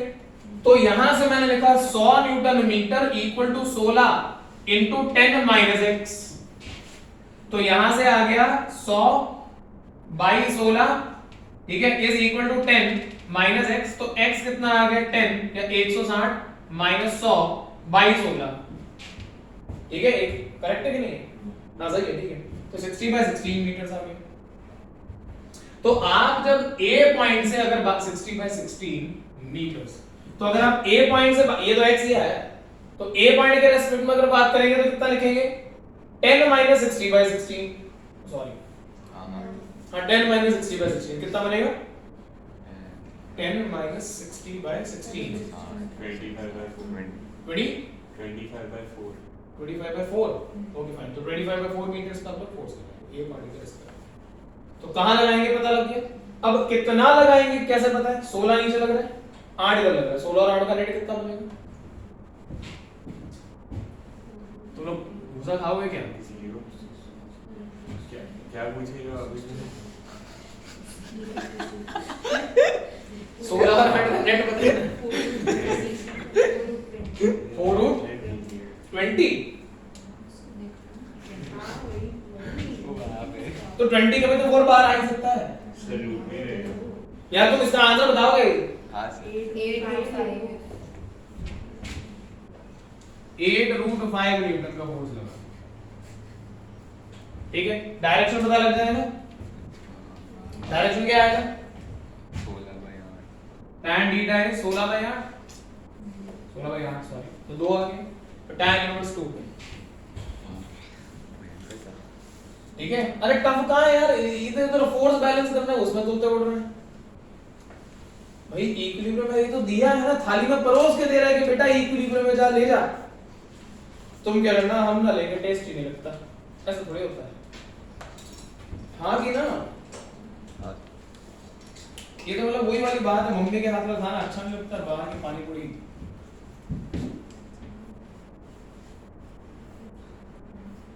किट कैट का रैपर यहाँ डालती है,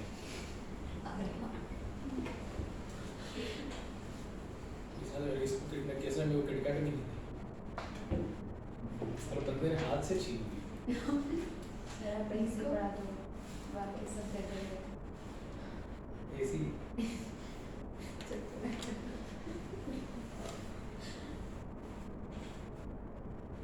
16 और 8 का नेट 0 नहीं होता है। चलो एक और क्वेश्चन करते हैं।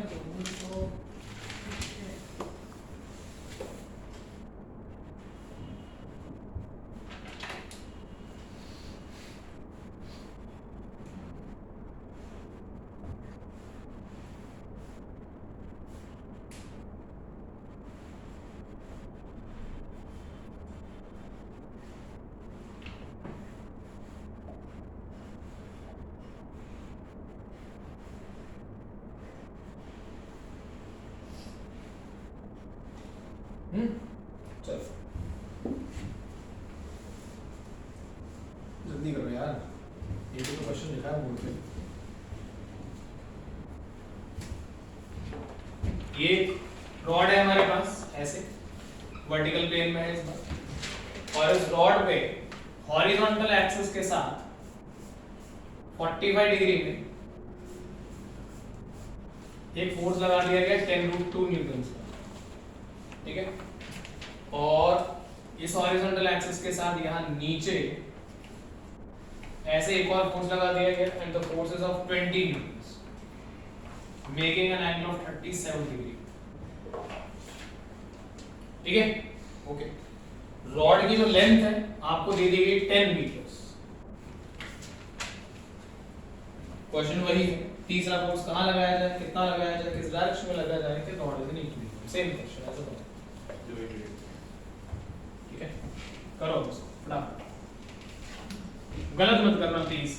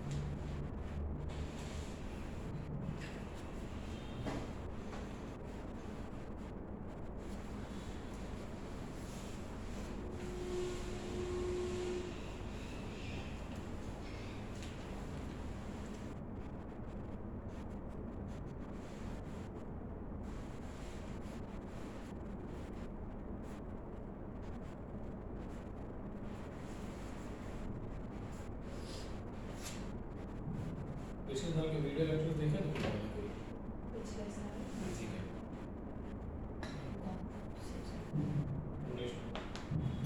चैनल पे है,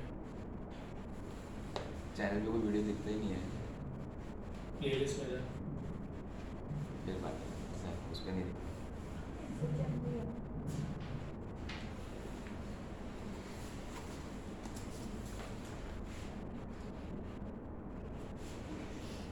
चलिए क्या किया जाए,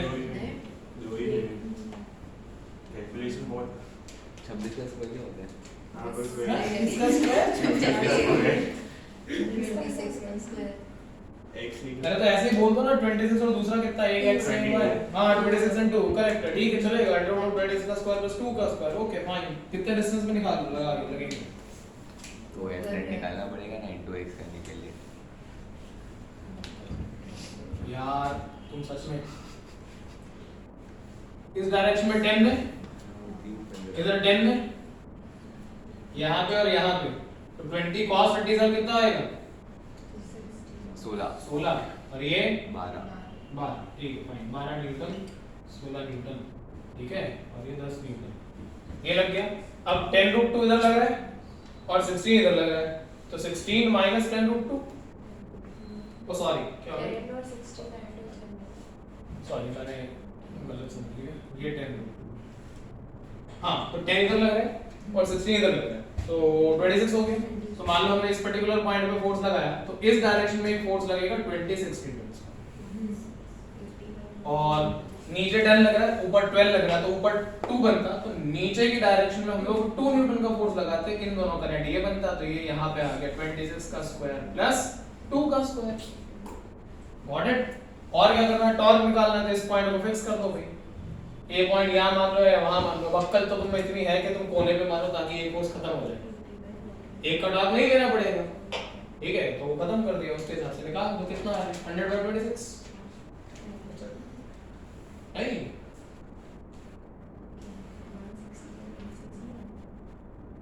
160/26, मैंने ये पॉइंट यहाँ लिया है, तो इस वाले का टॉर्क 0 हो गया। इस वाले की अगर मैं बात करता तो ये फोर्स तो आएगा ही काम में, 180 होगी, ये होएगा तो ये 100/100 आएगा, तो उसमें सॉरी 10/10 आएगा तो 100 आएगा, इज इक्वल टू मैं नेगेटिव लेके चल रहा हूं, ठीक है। और इस वाले का वापस से 0 हो जाएगा, तो इस वाले का बनेगा तो बाहर आएगा, तो ये आएगा आपके पास 10 - x * 26, तो 10 - x into 26, तो ये मेरे पास आ रहा है 100 by 26 is equals to 10 minus x, so x is equal to 10 minus 100 divided by 26, right? Okay, तो 260, तो x आ गया हमारे पास 160 by 26, हाँ ठीक है, 160 by 26, ठीक है, आगे समझ? ओके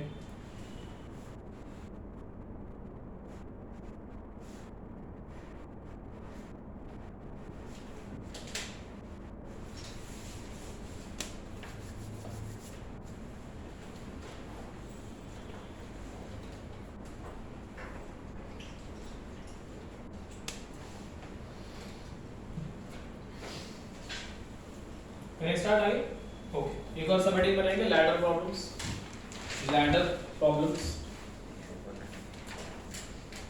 बेटा अभी तो रोटेशन शुरू हुआ है, अब शुरू हुआ है रोटेशन। Ladder problems. ओके, अब देखिए इसमें क्या है, आप लोगों को कल जो मैंने क्वेश्चन करवाया था उसी से स्टार्ट करेंगे। तो जैसे ये एक स्मूथ वॉल है, ये एक रफ ग्राउंड है, ठीक है, और इनके बीच में हमारे पास यहाँ पे एक लैडर है, एक रॉड है, and this angle is say theta. Now say this is point A, this is point B, ठीक है, and A पॉइंट पे इस डायरेक्शन में नॉर्मल रिएक्शन लिखा था, तो ये आ गया हमारे पास normal reaction at point A आ गया, तो ये आ गया NA, और ऊपर वर्टिकल डायरेक्शन में हमारे पास एक और नॉर्मल रिएक्शन आ गया, it was NB, the ground was rough, so we have a friction F in this direction, right? And the rod or the ladder has a weight of W, so vertically downward direction में we have W at point C, which is the center of the rod. The mass of the rod is M, the length of the rod is L. Given in the question, ठीक है? अब क्या हो गया? आपसे पूछा गया कि म्यू की मैक्सिमम पॉसिबल वैल्यू कितनी है? Mu, the coefficient of friction. वही, the wall is smooth, लिख देते हैं यहाँ पे, we have a smooth wall. So if the wall is smooth, means the coefficient of friction is 0, and we have a ground. Yeah, ground is rough. So if the ground is rough, then the mu is this ground का, तो mu की value में find करनी क्या होगी? हंस ले खुल के, क्या हो? इसकी शक्ल बड़ी सही है, इसकी शक्ल की एक पता खासियत है, इसकी शक्ल को देख के जैसे कुछ हुआ ना हंसनी बसनी, तो ये तो फंस गई। इसकी शक्ल को देख के फीलिंग ही नहीं आएगी कि इसने कुछ किया हो। टीचर को, दोस्तों को तो पता होता, तो ऑब्वियस है, ये इसका बेस्ट पार्ट है, तो बंदा फंसता ही नहीं। निश्चय तो उसका बस नाम ही निश्चय है। सर मंच कुछ कर रहे थे तो राहुल सर को बोला निश्चय चुप रहो। चल, हाँ क्या हो गया? क्या? क्यों? हॉरिजॉन्टल में तो एंडिंग लग रहा है। हाँ। और फ्रिक्शन उसको बैलेंस करेगा। तो new NB is equal to NA। हाँ तो NA और NB की वैल्यू के हिसाब से ऑप्शन ऐसा है, mu is greater than equal to cot theta by 2, mu is greater than equal to tan theta by 2, mu is less than tan theta, mu is greater than tan theta। करके तो वैसे ही करेंगे। हाँ अभी करते देखो, कुछ जितना यूज कर चुके हैं वो और थोड़ा सा और यूज करेंगे, देखो। तो rod is in equilibrium, it is given in the question, rod equilibrium में है, ये हमें गिवन। अब अगर रॉड इक्विलिब्रियम में है, दैट मींस फॉर इक्विलिब्रियम क्या होगा?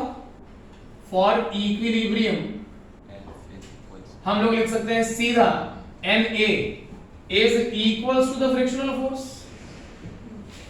x का फोर्स बैलेंस करती है, y के बैलेंस कर दो, y के बैलेंस करने का मतलब हो गया कि NB is equal to the weight of the rod। दो इक्वेशन होगी, फोर्स इक्वेशन और y z एक्सिस की बात कर नहीं सकते। अब बचा टॉर्क इक्वेशन। टॉर्क इक्वेशन में अगर तुम A पॉइंट के रेस्पेक्ट, अच्छा मैंने A पॉइंट बनाया है, B पॉइंट के रेस्पेक्ट में लेते हो, B पॉइंट के, तो B पॉइंट के रेस्पेक्ट में लेने का फायदा क्या होगा? दो फोर्सेस बचे, एक Na एक W, ठीक है। तो अगर B पॉइंट के रेस्पेक्ट में ले रहा हूं तो अबाउट पॉइंट B, याद करो लास्ट क्लास में मैंने अबाउट पॉइंट O लिया था, ठीक है, तो सारे आए थे।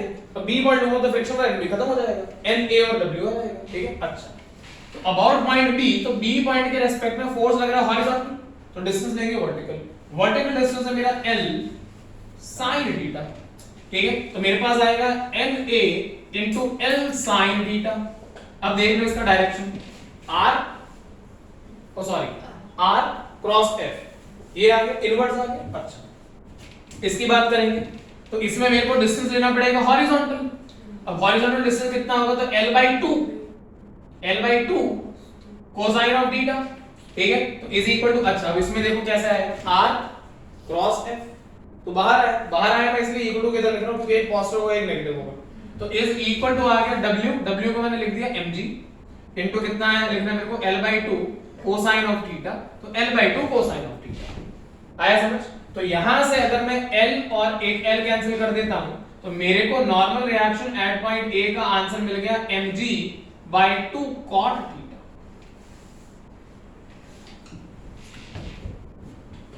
ठीक है, आया समझ? और मेरे को पता है कि Na फ्रिक्शन के बराबर है, ठीक है, इसका मतलब मेरे को फ्रिक्शन की वैल्यू मिल गई mg/2 cot थीटा। और हमें पता क्या है कि द मैक्सिमम पॉसिबल फ्रिक्शन जो होता है वो हमेशा म्यू इनटू nr के बराबर होता है, और फ्रिक्शन बी पॉइंट पे लग रहा है, और अगर फ्रिक्शन बी पॉइंट पे लग रहा है मतलब मैं मैक्सिमम फ्रिक्शन को तो लिखूंगा म्यू इनटू nb, और nb वेट के बराबर है मतलब मैं maximum possible friction yes mg को लिखूंगा म्यू इनटू mg।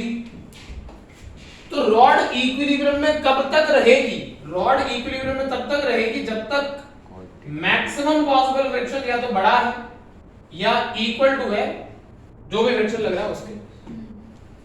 तो मैक्सिमम पॉसिबल फ्रिक्शन हमारा है mu into mg which should be greater than और equal to m into g by 2 into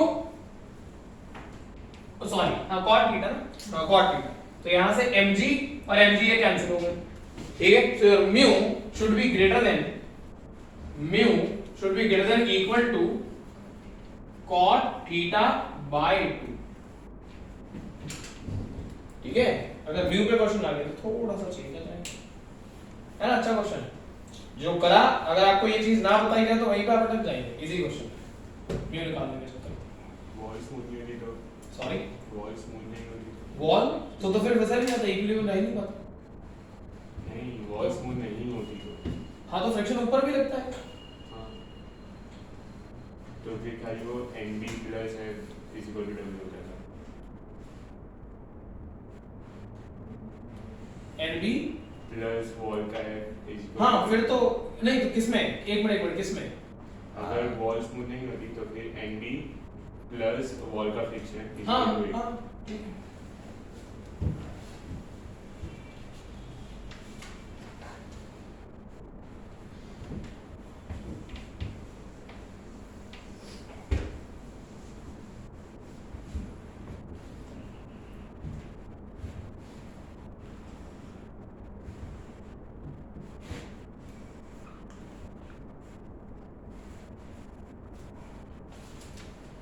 यहाँ पे L/2 cos थीटा कैसे है?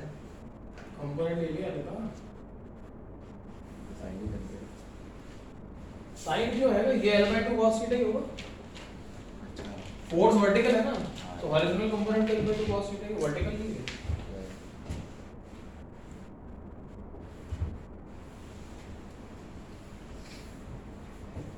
चलिए ये हमारे पास एक स्मूथ वॉल है तो म्यू 0 है, और यहां से 2 मीटर की दूरी पे 2 मीटर लाइक दिस एक पर्सन खड़ा हुआ है, और पर्सन मतलब हमारा वही ब्यूटी, तो ब्यूटी का जो मास है यार, ब्यूटी कौन है? ओह ब्यूटी भूल ही गया, ब्यूटी का मास कितना है? 500 kg 500 ग्राम 500 kg 500 के जी तो नहीं है रेस्ट टू दे उसके में फिर people देख ज्यादा हो गया मेरे साथ। सो ड्यूटी इज 50 के जी, झूठ है पर कभी चले ज़्यादा है उसके लिए। हां कभी तो मुझे झूठ है। जीरो हटा दो। चलो ये एंगल दिया और 53 डिग्री है। चलिए बताइए क्या है स्कीइंग कर रहा है दीदी खड़ी है खुश नहीं टीवी से, ठीक है निकाल लेंगे हैं? निकाल लेंगे वही Normal reaction. है at point 1 and 2 इस पे A और B सॉरी अच्छा वही क्वेश्चन में उधर खड़ा कर दिया A और B पे आपको नॉर्मल रिएक्शंस बताओ, ठीक है। तो यहाँ पे फ्रिक्शन है, ठीक है, 2 मिनट लेकिन it is sufficient enough to prevent the slipping of the rod. The rod is not slipping, ठीक है। दीदी के लिए साइंटिफिक नहीं कैसे सेंटर में 2 मीटर दिया है, अच्छा अच्छा रॉड की लेंथ 10 मीटर ले लो, बाप रे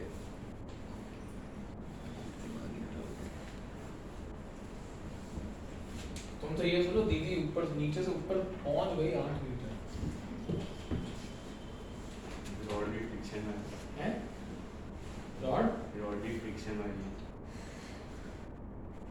हाँ रॉड फ्रिक्शन वाला है।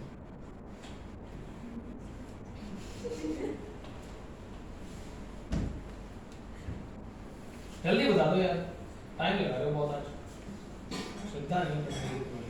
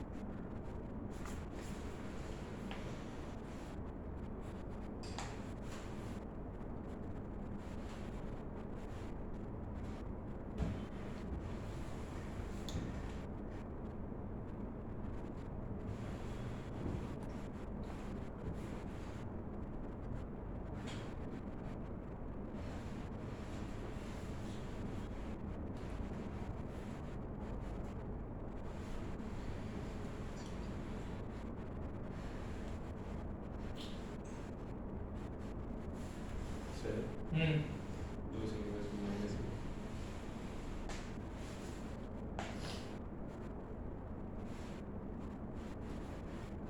NB 5600 newton metre the 5600 Newton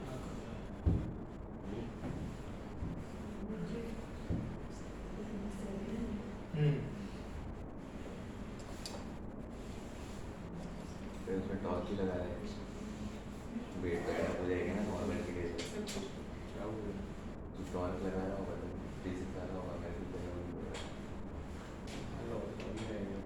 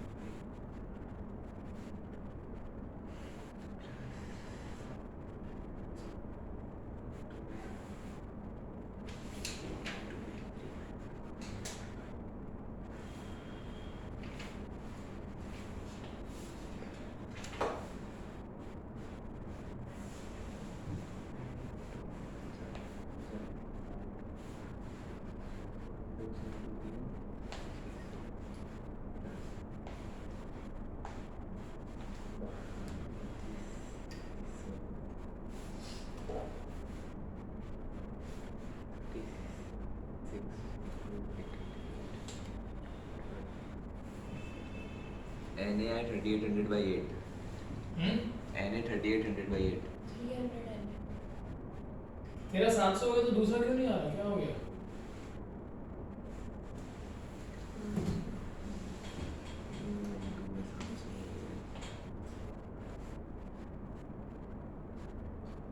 ये क्या कर रहे हो यार, इधर देखो सुनो, इस डायरेक्शन में NA आएगा, हाँ कि ना, इस डायरेक्शन में NB आएगा, यहाँ पे इधर इस पर्सन का वेट आएगा तो वो आएगा 500 न्यूटन, तो रॉड का वेट नहीं जाएगा 200 न्यूटन नीचे, लिया है 200 न्यूटन साथ में, नहीं दिया, रॉड का वेट भी तो आएगा ना, दिया है ना 20 किलो यार, तो y एक्सिस कौन से फोर्सेस है, NB 200 और ये, तो NB तो सीधा सीधा आ गया ना 700 भैया, और x एक्सिस में बात करोगे तो Na, अब Na के साथ कौन आता है यहाँ पे, फ्रिक्शन लगा दो, रफ वॉल है तो, सॉरी रफ ग्राउंड है तो, अरे लिखो तो सही ना, Na की वैल्यू फ्रिक्शन के बराबर है, क्या रहता है, अब टॉर्क इक्वेशन लगा दो, हो गया, NA 500 अरे सर एनी की वैल्यू 525/2 रुक जाओ मैं देख, मेरे पास वाला उससे तो मैच नहीं होगा, क्या पता मैं ही गलत हूँ, और वैसे भी तुम सबके अलग आंसर आ रहे हैं तो फिर मैं कह नहीं सकता कि क्या कर रहे हो, मैं बी पॉइंट के रेस्पेक्ट में लूंगा, ठीक है, म्यू का वैल्यू क्या है, अबाउट पॉइंट है, म्यू का वैल्यू क्या है, अबाउट बी, म्यू की वैल्यू मैंने लिखी अंदर उसने निकाली नहीं, बी पॉइंट के रेस्पेक्ट में एनबी और फ्रिक्शन का टॉर्क 0 हो गया, तो मेरे को फ्रिक्शन की वैल्यू की जरूरत ही नहीं पड़ेगी, बी पॉइंट के रेस्पेक्ट में Na, तो बी पॉइंट के रेस्पेक्ट में Na का मतलब हो गया वर्टिकल डिस्टेंस लूंगा, वर्टिकल डिस्टेंस का मतलब हो गया 10 sin 53, अब sin 53 का मतलब 4/5, तो 4/5 हो गया तो ये 8 हो गया, 8 मीटर्स हो गया ये, तो 8 मीटर्स और Na, तो ये आ गया मेरे पास r क्रॉस ऑफ इनवर्ट्स, तो ये मैंने लिख दिया Na into 8, ठीक है, वो भी क्रॉस में, उसके बाद मेरे पास 500 भी है और 200 भी है, तो 500 मेरा वर्टिकल लग रहा है, अब ये 2 मीटर है तो ये 8 मीटर है ना भाई, तो ये 8 मीटर अगर यहां से लेके यहां तक ये 8 मीटर है, तो बताओ ये कितना है, 8 cos 53, तो व्हाट इज 8 cos 53, cos 53 कितना होता है 3/5, तो 8 into 3/5 24/5 और 500 है, तो किधर लेना है इसको, एक मिनट, आउटवर्ड्स, ठीक है, तो मैंने इसको लिखा 500 है तो प्लस 500 into कितना 24/5 विद अ डॉट है तो नेगेटिव लगा दो, चलो ठीक है, अब ये वाला भी डॉट में ही आएगा, अब ये सेंटर पे लग रहा है, ये सेंटर पे लग रहा है, मतलब 5 cos 53 तो हो गया 4, ओ सॉरी हां 4 cos 53 3/5 ना, तो 3 हो गया, 3 हो गया तो 200 into 3 और रहेगा आउटवर्ड्स, तो नेगेटिव 200 3 डॉट और ये 0, ठीक है, कितना आ रहा है इससे, है देखो 3000/8 तो सॉल्व करना पड़ेगा 3000/8, बताओ कितना आ रहा है, तो 375, हां ओके, Na आएगा 375 न्यूटन, कितनी देर नहीं लगनी चाहिए यार, ठीक है, फ्रिक्शन भी आएगा 375 न्यूटन, ठीक है, हो गया, अब म्यू इनटू एनबी से वो करना है तो कर लो, म्यू निकाल दो उसमें, अब है क्या, हो गया, खत्म हो गया, और म्यू की वैल्यू वो नहीं पूछेगा क्योंकि थीटा दिया हुआ है, तो mu should be greater than और इक्वल टू cot 53/2, और 53 डिग्री तो बाय 2 करने का मतलब cot उसमें एंगल में 1 मिनट, हां तो cot 53 कंप्लीट बाय 2 था ना, म्यू का आंसर ऐसा था, cot θ/2 नहीं था, cot θ कंप्लीट बाय 2 का ध्यान रखना, एंगल का आधा मत कर देना, वैल्यू का आधा करना, डन, आया समझ में, ओके, एक और क्वेश्चन देखते हैं, नेक्स्ट क्वेश्चन ऐसा है हमारा, ये सीलिंग है, सीलिंग से 2 रोप्स कनेक्टेड है, स्ट्रिंग कनेक्टेड है, और स्ट्रिंग से यहाँ पे एक रॉड कनेक्टेड है, तो दिस इज अ रॉड, ठीक है, इस वाली स्ट्रिंग में ऐसे टेंशन T1 है, इस वाली स्ट्रिंग में ऐसे टेंशन T2, रॉड की जो लेंथ है वो 10 मीटर्स की है, लेंथ ऑफ द रॉड यहाँ लिख देते हैं अलग से, length of the rod is 10 meters and weight of the rod is 20 kg, ठीक है, so 20 kg is the mass of the rod, और यहाँ पे नीचे की डायरेक्शन में एक 20 ग्राम्स का क्या 20 एक minute 20 g that mean 20 Newton's का क्या समझ रहे हो 20 g का मतलब फोर्स हो गया g is gravity not grams 20 g का हमने फोर्स नीचे लगा दिया at a gap of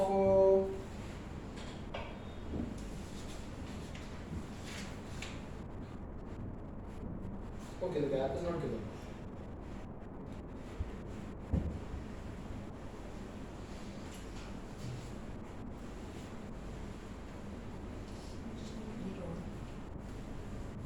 rod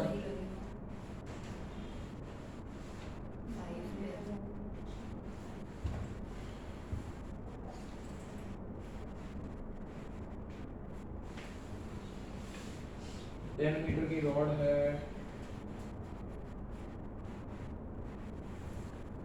फिर तो क्वेश्चन आसान हो गया ठीक है फाइन 20 kg की रॉड है 20 g का फोर्स लगा दिया है 10 मीटर की रॉड है बताओ t1 t2 कितना है t1 t2 10 वो x है कौन हाँ रैंडम डिस्टेंस से पता नहीं कितना है कहां पे 20 g का फोर्स लगा है वो नहीं पता ठीक है तो और रॉड इक्विलिब्रियम में है रॉड इज नॉट मूविंग तो इसका मतलब क्या होगा सीधा सीधा अगर हम बात करें t1 और t2 मिलके 200 के बराबर होंगे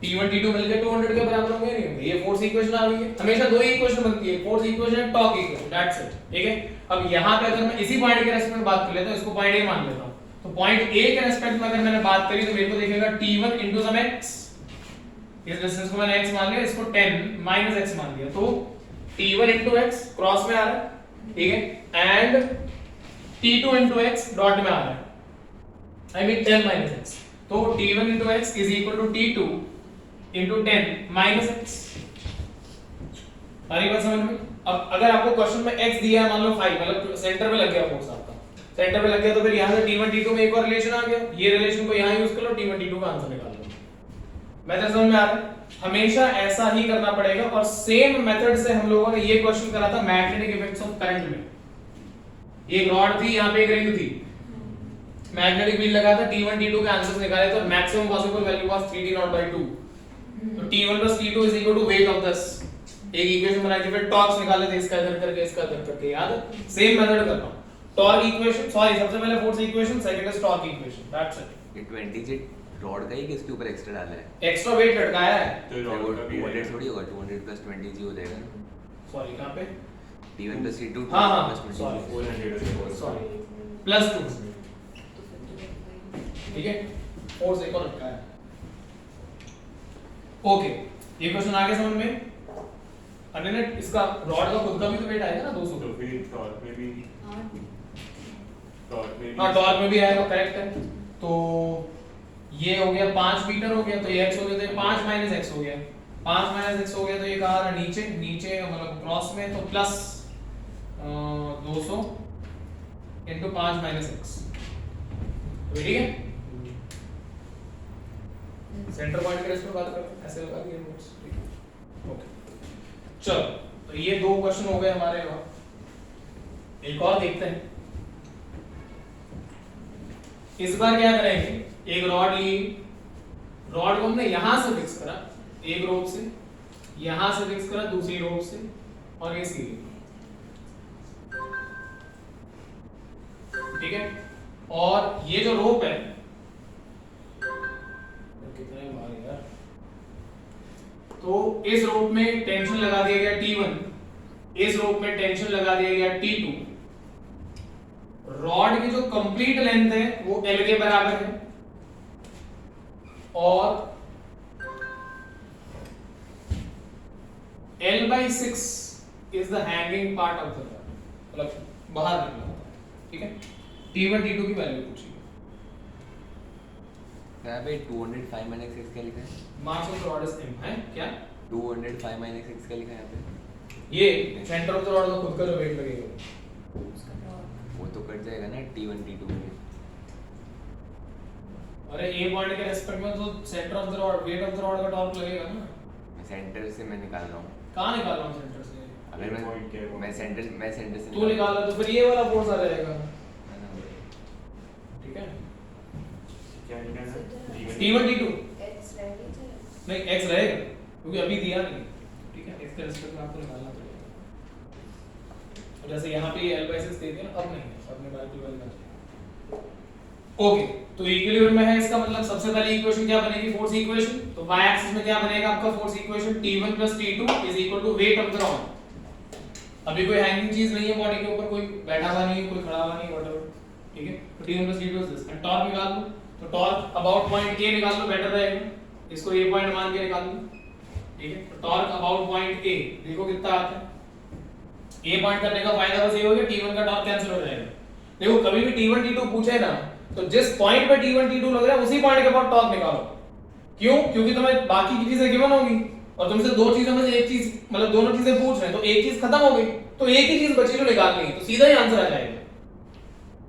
अगर आप इसके बाद निकालते गलत नहीं होता, फिर इक्वेशन में T1 T2 दोनों आते और एक इक्वेशन ये फिर सॉल्व करना पड़ता। इससे अच्छा इसके बाद निकाल लो, तो इसका तो टॉर्क ही खत्म हो गया, ठीक है। अब सेंटर के अबाउट बात करता हूं, तो ये सेंटर पॉइंट हो गया रॉड का, तो यहाँ पे नीचे की डायरेक्शन में mg आ गया, तो A पॉइंट के रिस्पेक्ट में r क्रॉस mg, तो ये बनेगा m * g * l/2 और ये मेरे को मिलेगा क्रॉस में, मैं लगा रहा हूं torque about point m * g * l/2 हो गया, ठीक है। इतनी बात समझ में आ रही है, ठीक है। उसके बाद T2, तो T2 कहां पे लग रहा है, ये l/6 है, तो ये गैप हो जाएगा l - l/6 5l/6, 5l/6 ऐसे तो बाहर आएगा तो माइनस कर देते हैं और मेरे पास आएगा T2 * 5 * l/6 और ये डॉट में, ठीक है।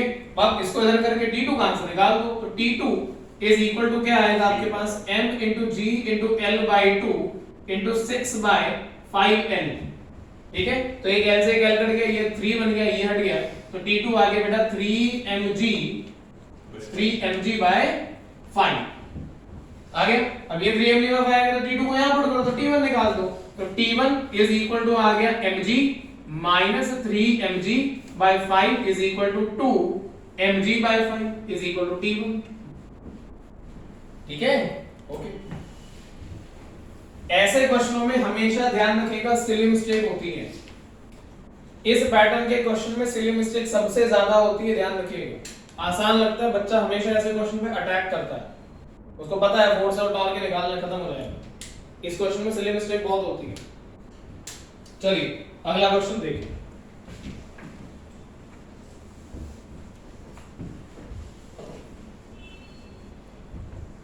अब अगर आपसे कहा जाए कि आपके पास एक स्क्वायर प्लेट है,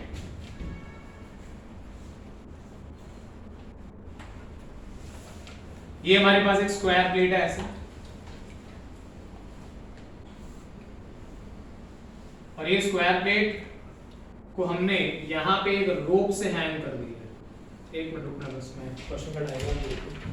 हाँ, रोप से हैंग कर दिया and the square plate is hinged from this, इसको हिंज पॉइंट बोलते हैं ऐसे। वहां से क्लैंप लगाया है उधर और ऊपर से रोप कनेक्टेड है। तो उन्होंने पूछा टेंशन की वैल्यू कितनी होगी, कैसे निकालोगे, क्या होगा, वो सारा पूछा, ठीक है। और की वैल्यू ऑफ टेंशन ये 3D में नहीं, स्क्वायर प्लेट है बेटा, ऐसे ही रहती है। हां 3D में बनाने की क्या जरूरत है इसको, मतलब स्क्वायर ऐसे नहीं है, मतलब ऐसे नहीं। हां तो वाई एक्सिस के प्लेन में है ना, जैसा बना है वैसे ही फिगर समझना।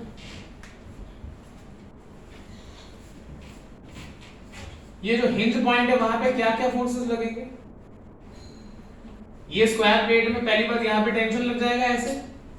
स्क्वायर प्लेट का सेंटर ले लो, सेंटर की डायरेक्शन से नीचे की डायरेक्शन में mg लगा दो, ठीक है। हिंज पॉइंट क्या करेगा, इसके वेट को बैलेंस करने की कोशिश करेगा, तो हिंज पॉइंट यहां पे एक नॉर्मल रिएक्शन देगा y एक्सिस में। हिंज पॉइंट रॉड प्लेट को इधर नहीं जाने देगा, मतलब अगर रॉड ने इधर फोर्स लगाया तो हिंज पॉइंट इधर फोर्स लगाएगा। हाँ जी, एक मिनट, nx मैंने क्या बोला, आपका रॉड इक्विलिब्रियम में, अरे प्लेट इक्विलिब्रियम में, सॉरी प्लेट इक्विलिब्रियम में, तो कैसे आएगी, y एक्सिस पे जो दो फोर्सेस लग रहे हैं, ये वाला फोर्स और ये वाला फोर्स, इसको बैलेंस करने के लिए हिंज ने ऊपर फोर्स लगाया। दरवाजे को देखना, कभी भी हवा में रखा होता है ना, नीचे से गैप होता है नहीं तो दरवाजे में, तो दरवाजे को पकड़ के कौन रखता है, वो हिंज से तो पकड़ के रखते हैं। तो पकड़ के रखता मतलब हिंज पे, हिंज के ऊपर y एक्सिस में एक फोर्स लगेगा ना, तभी तो उसका mg बैलेंस होएगा। हाँ कि ना। और नोटिस करना दरवाजा ना हल्का सा ऐसे हिलता है x एक्सिस में, तो हिंज पॉइंट क्या करता है, अगर ये एक्सिस है, ये दरवाजा है, तो हिंज के ऊपर इस डायरेक्शन में फोर्स लगेगा और तुम जब दरवाजे के ऊपर इधर फोर्स लगाते हो तो एक फोर्स हिंज इधर लगाता है, क्योंकि जैसे तुमने क्रॉस में फोर्स लगाया दरवाजे पे अंदर एक झटका आता है। अरे जहां से फिक्स्ड है वहीं पे तो झटका आएगा, उस झटके को बैलेंस करने के लिए हिंज फोर्स ऐसे लगा देता है। आ रही बात समझ में? Clear? But since there is no motion of the square plate along X axis right now, तो nx इज 0, nx इज 0, भाई मोशन ही है ना प्लेट का। और y एक्सिस की बात करोगे तो y एक्सिस में आपका ny टेंशन T मिलके mg के बराबर हो जाएंगे। ठीक है, तो अगर आपसे टेंशन T पूछा जाएगा तो आप mg माइनस ny कर देंगे।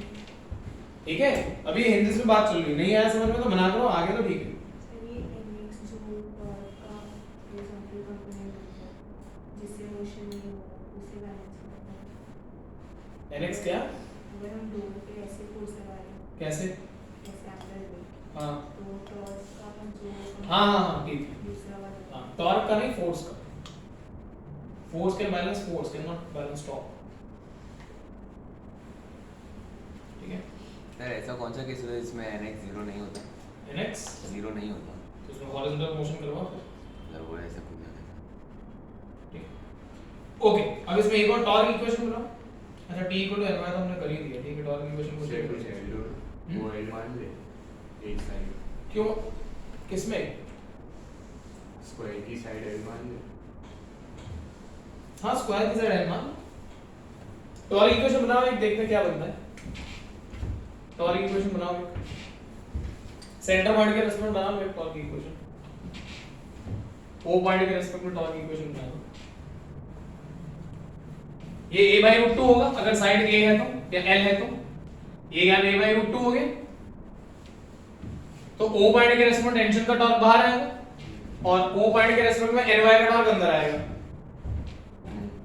ठीक है, तो ny का अगर मैं टॉर्क लिखता हूं तो लिख दिया ny into a/√2 and t into a/√2।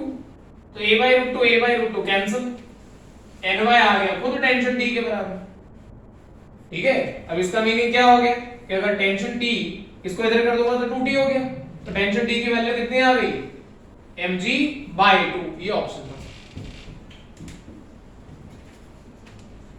अरे ये फोर्स इक्वेशन थी, ये टॉर्क इक्वेशन थी, दोनों को यूज करके तो फोर्सेस निकालते हैं, धुएं निकलता है तुम लोगों के। सेम ही तो मेथड कर रहा हूं, फोर्स इक्वेशन टॉर्क इक्वेशन।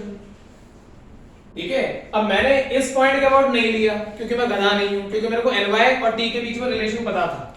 जब ये और ये पता है और तुम्हें पता है कि तुम्हें t निकालना है, तो तुम ny का टॉर्क 0 क्यों कर रहे हो? अरे ny को जाने दिया तो आंसर तो बनेगा ही नहीं। सर बन गया किसका? मतलब t mg/2 आ गया।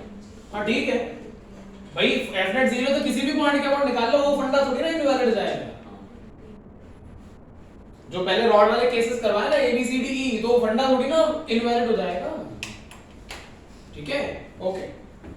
हाँ जी, यहाँ पे t लिख दिया, 2t कर दिया, t की वैल्यू mg बनी। ठीक है, एक और करो, स्पीड में रहो थोड़ा सा यार। अब एक ट्रायंगुलर प्लेट है हमारे पास, राइट एंगल ट्रायंगुलर प्लेट ऐसी, इसको यहां पे लटका दिया ऐसे।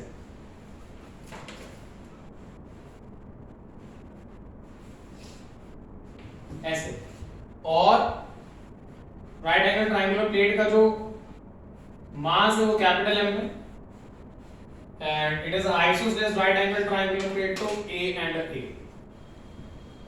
बोलते हैं D1 D2 की वैल्यू बताओ, T1 T2 की वैल्यू बताओ, लटकी हुई है ऐसे। क्या करेंगे? सबसे पहले यहां पे ऐसे टेंशंस लगेंगे T1 और यहां पे ऐसे टेंशन लगेगा T2, सेंटर पे नीचे की डायरेक्शन में वेट लगेगा mg। राइट, अब अगर ये वेट लगा हुआ है mg और मैंने इसको हिंज पॉइंट मान लिया, इस पॉइंट को हिंज पॉइंट मान लिया, तो यहां से ये दूरी कितनी होगी भाई? What will be this distance? ये डिस्टेंस कितना होगा? फटाफट बोलो। एंगल 45 डिग्री होगा। अरे 90 डिग्री का तो सेंट्रोइड का तो 45 डिग्री। हाँ तो बोलो कितना है?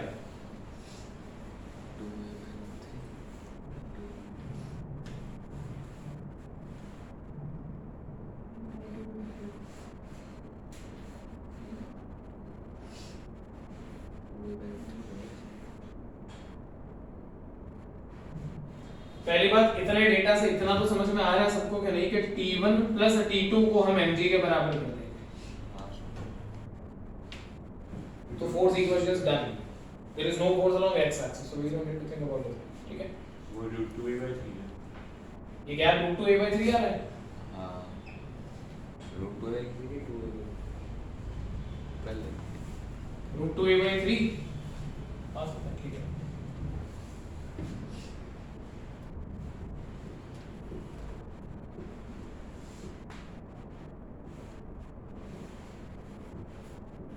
पर वो गैप क्यों निकाला? वो गैप क्यों निकाला? mg का अगर टॉप निकालना तो कैसे निकालेगा? फाइनली तो परपेंडिकुलर डिस्टेंस ही 0 है। ये निकाल ले, ये निकाल ले, ओके, ठीक है। आपको हॉरिजॉन्टल डिस्टेंस निकालना वो निकाल लीजिए, मुझे कोई प्रॉब्लम नहीं है, आप सही बोल रहे हैं। ये गैप भी निकाल सकते हैं, कोई प्रॉब्लम नहीं, ठीक है। अब ये निकाल लें तो उसी का कंपोनेंट ये बनेगा, ठीक है। बताइए ये गैप कितना है? a/3 है ना, ये गैप a/3, इसी का तो कंपोनेंट लोगे 45 डिग्री का, तो a/3 बनेगा 1/2√2a/cos थीटा बस 45। ओके, तो mg का टॉर्क अगर मैं a पॉइंट के बाद निकालता हूं तो इनवर्स आएगा, इनवर्स आएगा तो मैंने लिख दिया अबाउट a, इनवर्स आएगा तो मैंने लिख दिया mg into a/3, ठीक है, इन अक्रॉस। अब और क्या बच गया फिर? a पॉइंट के बाद t1 का टॉर्क 0 हो गया, बचा t2, तो t2 का a पॉइंट के बाद ये क्रॉस बाहर आएगा, बाहर आएगा तो इक्वल टू करके लिख रहा हूं मैं, सीधा चलेगा, a क्रॉस एक डॉट है, ठीक है। So it is a, so we will say as t2 into a and a dot. So a and a got cancelled, so we have t2 is equals to m into g by 3 newtons. So if t2 is this, so t1 will be mg minus t2, so mg by 3, mg minus so 2 mg by 3, 2 mg by 3, ठीक है।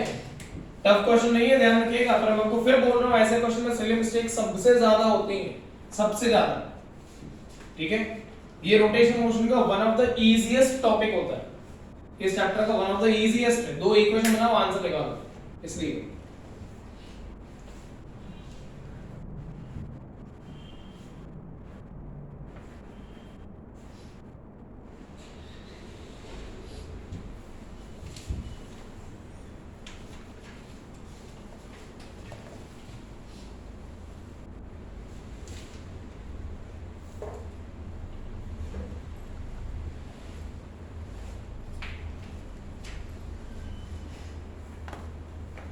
आगे समझ आपका।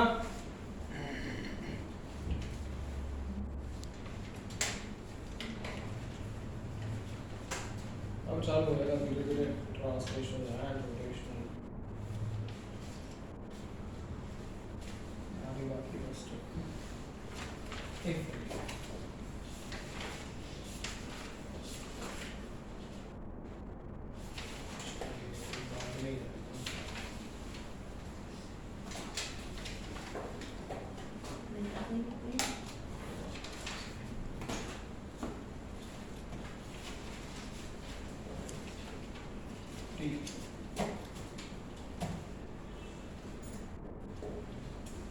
ठीक है, fine.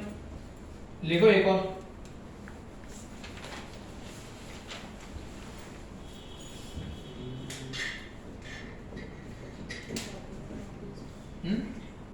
अब गए हाँ क्या है, ठीक है। अगला टॉपिक मैं अभी नहीं पढ़ा सकता तो उस हालत में एसी पढ़ना है, एसी, ठीक है, इतना ही रखते हैं। इजी जिसको पढ़ना रुक जाए, इजी जिसको नहीं पढ़ना चला जाए, फिर बाद उसको शुरू करते हैं। क्या हुआ इसी की पढ़ा है इसी की पढ़ा कर रहे हैं Yes, yes, yes. Rest.